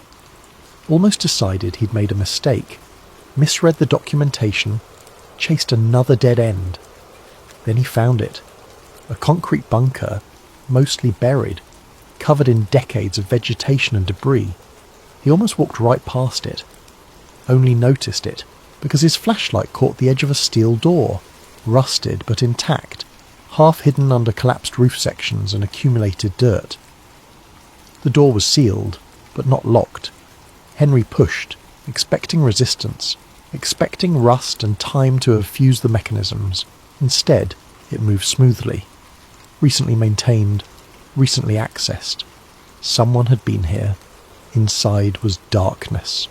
Henry's flashlight beam cut through it, revealing concrete stairs descending into the earth. The air was stale but not musty, sealed but not abandoned. He hesitated at the threshold. This was the moment. Once he went down those stairs, there was no pretending this was innocent research. This was breaking into a secure facility, possibly federal property, definitely illegal. But he'd come too far, lost too many witnesses, spent too many years chasing this story. If there were answers down there, if there was proof, he had to find it. Henry descended. The stairs were steep, angled deep into the earth. 20 steps. 30. More. Finally, they opened into a large underground room, and Henry's flashlight revealed something that made him stop breathing. Equipment. Everywhere. Not modern equipment, not recent installations. This was vintage World War II technology, preserved like a museum display, but clearly functional, clearly maintained. Massive coils of copper wire, wound in precise patterns, mounted on metal frameworks. Generators the size of automobiles, their surfaces clean despite their age. Vacuum tubes as large as oil drums, connected by cable runs that crisscrossed the ceiling. Workbenches covered in instruments, oscilloscopes, voltmeters, equipment Henry didn't recognise. Filing cabinets lined one wall. Henry pulled open drawers, found them filled with documents, technical specifications, test results, calculations and diagrams, photographs of ships surrounded by electromagnetic fields. On another wall, a chalkboard. Still legible after decades, equations written in neat script. Mathematical formulas that meant nothing to Henry, but would mean everything to the right physicist. Diagrams showing ships wrapped in field lines, arrows indicating direction and strength. And above the chalkboard, stenciled directly onto the concrete wall in faded letters, rainbow storage, authorised personnel only. Henry photographed everything. The equipment, the documents, the chalkboard, the wall stenciling, worked methodically, making sure he captured every detail, every angle. This was it.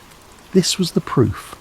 Physical evidence that Project Rainbow had existed, that the equipment had been real, that the research had continued long after 1943. He found a logbook on one of the workbenches, opened it carefully, photographed every page. The entries started in 1943 and continued through the 60s. Tests conducted, results recorded, modifications made. A detailed technical diary of an ongoing program. The last entry was dated October 1969, 26 years after the original experiment. Final test series complete. Results inconsistent with theoretical predictions. Field stability remains problematic. Human safety cannot be guaranteed. Equipment decommissioned per Security Council directive. All materials to remain in secure storage. Future access restricted to Security Council clearance only. Research suspended indefinitely. Suspended indefinitely. Not terminated, not destroyed. Suspended. Left in place. Maintained. Waiting for some future date when the research might resume. Henry examined the chalkboard more closely. The equations were beyond his understanding, but certain elements were clear. Electromagnetic field calculations, wave frequencies, resonance patterns, and at the centre of it all, a diagram showing a ship surrounded by concentric circles of varying intensity. Below the diagram, written in neat handwriting, underlined twice, temporal displacement unpredictable. Spatial coordinates require constant recalibration. Field stability inversely proportional to power level. Human biological systems show adverse reactions above 60% field strength. Risk of permanent phase shift cannot be eliminated. recommend research continuation only under strictly controlled conditions with unmanned test subjects. Temporal displacement, not just invisibility, not just radar countermeasures. They'd been trying to manipulate time and space, and they'd succeeded, but couldn't control the results, couldn't prevent the adverse reactions, couldn't guarantee that whatever went into the field would come back unchanged. Henry found one more thing before leaving. A reel-to-reel tape recorder, vintage but functional, with a tape loaded and labelled in faded marker. Test 43, Field Reaction, October the 28th, 1943, original recording. He didn't have time to play it here. Took the entire recorder, carefully disconnecting it from the power source, wrapping it in his jacket to protect it. This tape was evidence. Possibly the most important piece of evidence he'd found. Audio documentation of the actual experiment. Henry took as much as he could carry. Documents from the filing cabinets, the logbook, samples of cable and equipment that could be analysed. Photographed everything else. Then climbed back up the stairs, emerged into the cold night, replaced the door as he'd found it. He knew he was stealing evidence, knew there would be consequences, but he also knew this might be his only chance. If he left everything in place, reported the find through proper channels, it would all disappear. The bunker would be sealed, the equipment removed, the entire site erased from existence, just like everything else connected to Project Rainbow. Back in his hotel room, Henry set up the tape recorder, threaded the tape carefully. It was old, brittle, the kind that could snap if handled roughly. He adjusted the playback speed, set the volume, pressed play. Static at first. Hiss and crackle, then voices distant and tinny through 7 decades of degradation. Field generators online, running preliminary power checks, all systems nominal. Confirm crew positioned below deck, all hatches secured. Beginning power increase, field at 20%, visual distortion minimal. The humming started, audible even through the poor recording quality, a low vibration that grew steadily louder as the test progressed. Field at 40%, ship outline becoming indistinct. Observation team reports shimmering effect around hull. 60%, significant visual displacement achieved. Recommendation from observation team to maintain current power level and gather data. A different voice, more authoritative. Negative. Continue power increase to maximum. We need to know the upper limits. Sir, the theoretical models suggest instability above 70%. We're not here to test theory, we're here to test reality. Continue power increase. Field at 80%. Complete visual displacement confirmed. Ship is no longer visible from observation point. Instruments showing anomalous readings. Recommend immediate shutdown. Continue to 100%. Field at 90%, sir. We're detecting spatial distortion. The ship's coordinates are becoming uncertain. Equipment is showing conflicting position data. Maximum power now. Then everything changed. The orderly progression of voices dissolved into chaos. Overlapping shouts, panic, someone screaming about the crew. The field is unstable. We're losing coherence. Spatial readings are impossible. The ship is in multiple locations simultaneously. Reports from below deck. Crew experiencing severe disorientation. Some kind of temporal displacement. They're describing impossible things. Shut it down. Emergency shutdown protocols. The humming reached a crescendo, became almost painful even through the recording. Then it began to decrease, power levels dropping as emergency procedures kicked in. Field collapsing, power at 50%, 30%, 0. Field completely collapsed. Silence. Long, empty silence broken only by the hiss of the tape. Then, quietly, almost lost in the background noise, a voice. Not one of the technicians. Not one of the observers. Someone else. Somewhere else. The voice was distorted, the pitch wrong, the timbre inhuman. It said, clearly and distinctly, "We are not alone in here." The tape ended. Henry played it again. And again. Each time that final phrase sent chills through him. "We are not alone in here." Not I'm not alone. We, plural. As if multiple entities had been present in that impossible space the field had created. as if something had looked back at the humans who'd accidentally intruded into its domain. He had everything now. Witness testimony from Edward Ryan and Arthur Calloway, documents showing Project Rainbow's existence, physical evidence from the bunker, the tape recording, photographs of equipment and calculations. It was comprehensive, compelling, irrefutable. Henry spent 2 weeks writing the article, checked every fact, verified every detail, made sure his sources were protected and his evidence was documented. It was the best work he'd ever done. A complete investigation that revealed the truth about the Philadelphia experiment, proved it had been real, showed how the Navy had covered it up and continued the research in secret. He published it in December 1965, a mid-level investigative magazine, respected enough to have credibility, but not mainstream enough to face immediate pressure from government agencies. The article ran with photographs, transcripts, expert analysis from physicists who'd reviewed the equations. For 48 hours it existed. People read it, discussed it, shared it. Then the suppression began. Ending. The experiment never stopped. It started small. Social media posts about the article being flagged as misinformation, automated systems removing links, suspending accounts that shared it. Nothing dramatic, nothing that drew attention, just algorithmic suppression that made the story gradually harder to find. Then the sources began recanting.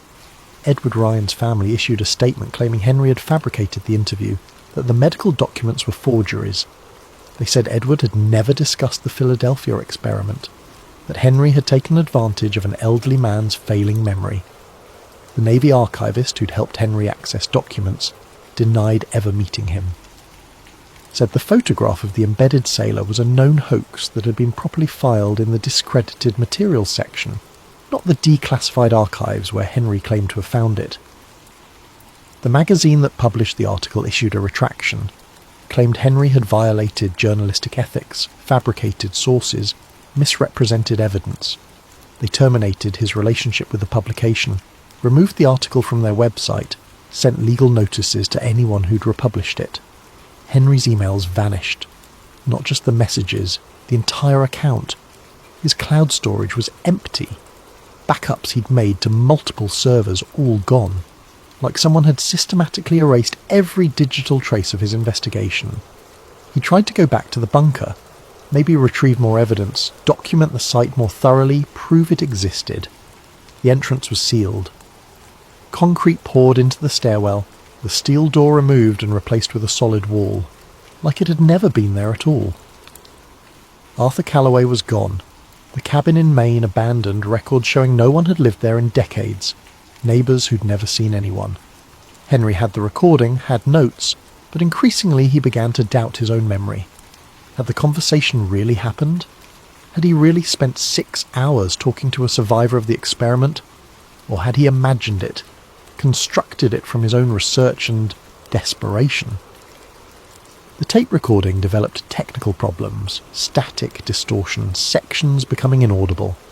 Henry made copies, stored them separately, but each copy degraded faster than it should, like the magnetic field itself was unstable, refusing to hold the information.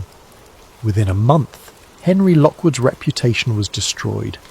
The journalist who'd broken important stories about Operation Paperclip, who'd exposed government secrets, who'd always been meticulous about verification, was now a cautionary tale. The reporter who'd gone too far, fabricated a conspiracy, lost his credibility chasing shadows. Other publications stopped returning his calls. Sources who'd talked to him before declined to comment. The investigative journalism community, protective of its reputation, distanced itself from his work. Not through any organised campaign, just through the gradual consensus that Henry Lockwood had become unreliable. He tried to fight back, wrote follow-up articles detailing the suppression, documenting how his sources had been pressured to recant. But no one would publish them. Editors who'd worked with him for years politely declined, said they couldn't risk their publication's credibility on a story that couldn't be verified, from a journalist whose recent work had raised serious questions. Henry considered giving up, letting it go. Moving on to other stories, rebuilding his career on safer ground. But then the package arrived. No return address, no postmark, no tracking information. It simply appeared on his doorstep 2 weeks after his article had been fully suppressed. Inside was a Navy dog tag. Old, scorched at the edges, the metal partially melted in patterns that matched the scorch marks Henry had found on the Philadelphia pier. Engraved on it was a name, James T. Morrison, and below that a serial number, a rank, and a ship assignment. Henry checked the Navy records. James T. Morrison, enlisted 1942, served in the Atlantic Theatre, killed in action 1944 during an engagement in the Mediterranean. His body had been recovered and buried with full military honours at Arlington National Cemetery. But stamped on the back of the dog tag, barely legible through the damage, were 3 words and a date. Philadelphia Naval Yard, October 28, 1943. Henry held the tag in his hands and understood. This was from someone on the inside, someone who knew the truth, someone who wanted him to know that he hadn't been wrong, hadn't fabricated anything, hadn't imagined the investigation. The sailors from the USS Eldridge hadn't just disappeared during the experiment.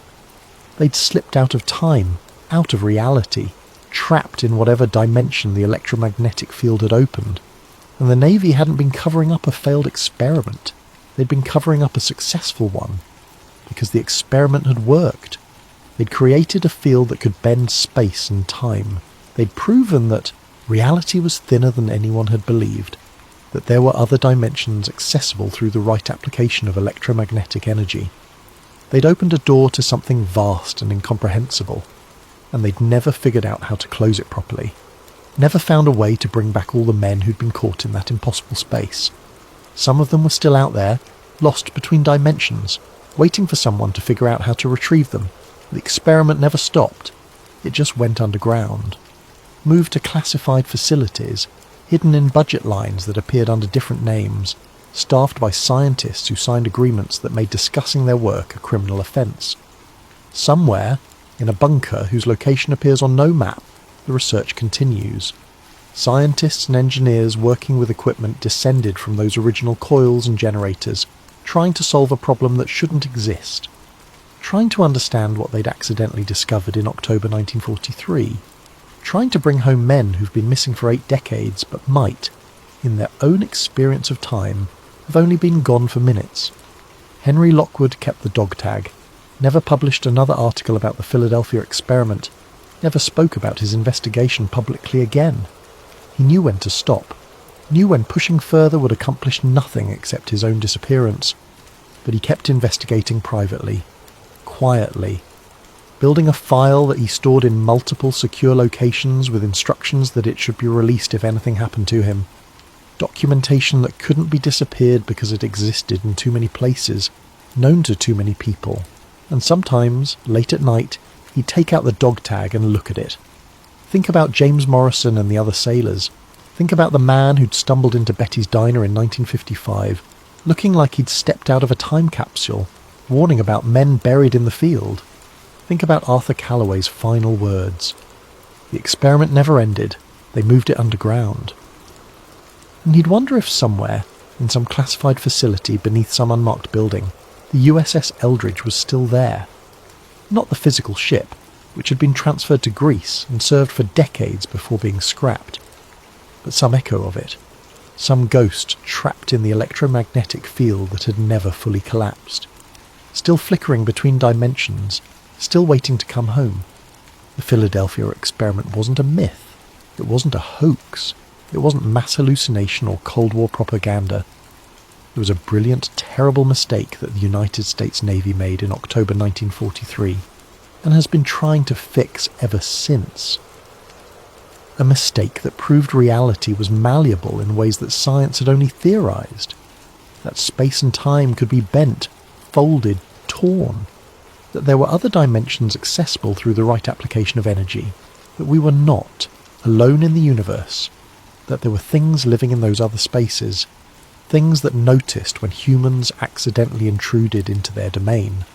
And the men who didn't return, they're still out there, somewhere in the spaces between what is and what could be, trapped in a moment that never quite ended, in a field that never quite collapsed, in a dimension that exists just beyond the edge of human perception, waiting for science to catch up to the accident that trapped them, waiting for someone to solve the equation that would bring them home, waiting to come back from a place that doesn't exist on any map, from a moment frozen in time, from an experiment that changed everything we thought we knew about reality itself.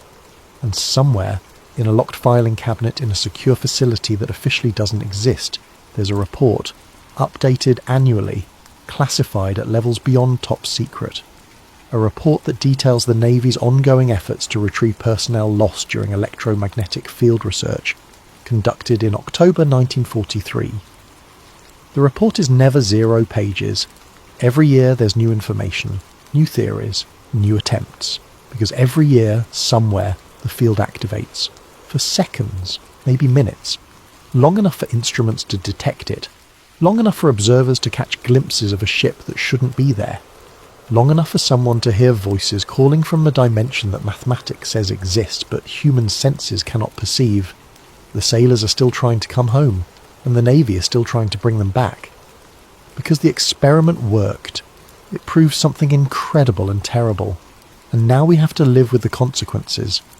We have to live knowing that reality is thinner than we believed, that there are doors we can open but might not be able to close, that the universe is stranger and more dangerous than we ever imagined, and we have to live knowing that somewhere, in the spaces between spaces, men are waiting. Men who disappeared in October 1943 and haven't aged a day because time doesn't work the same way in the dimension they're trapped in. Men who deserve to be remembered, who deserve to be real, who deserve to come home.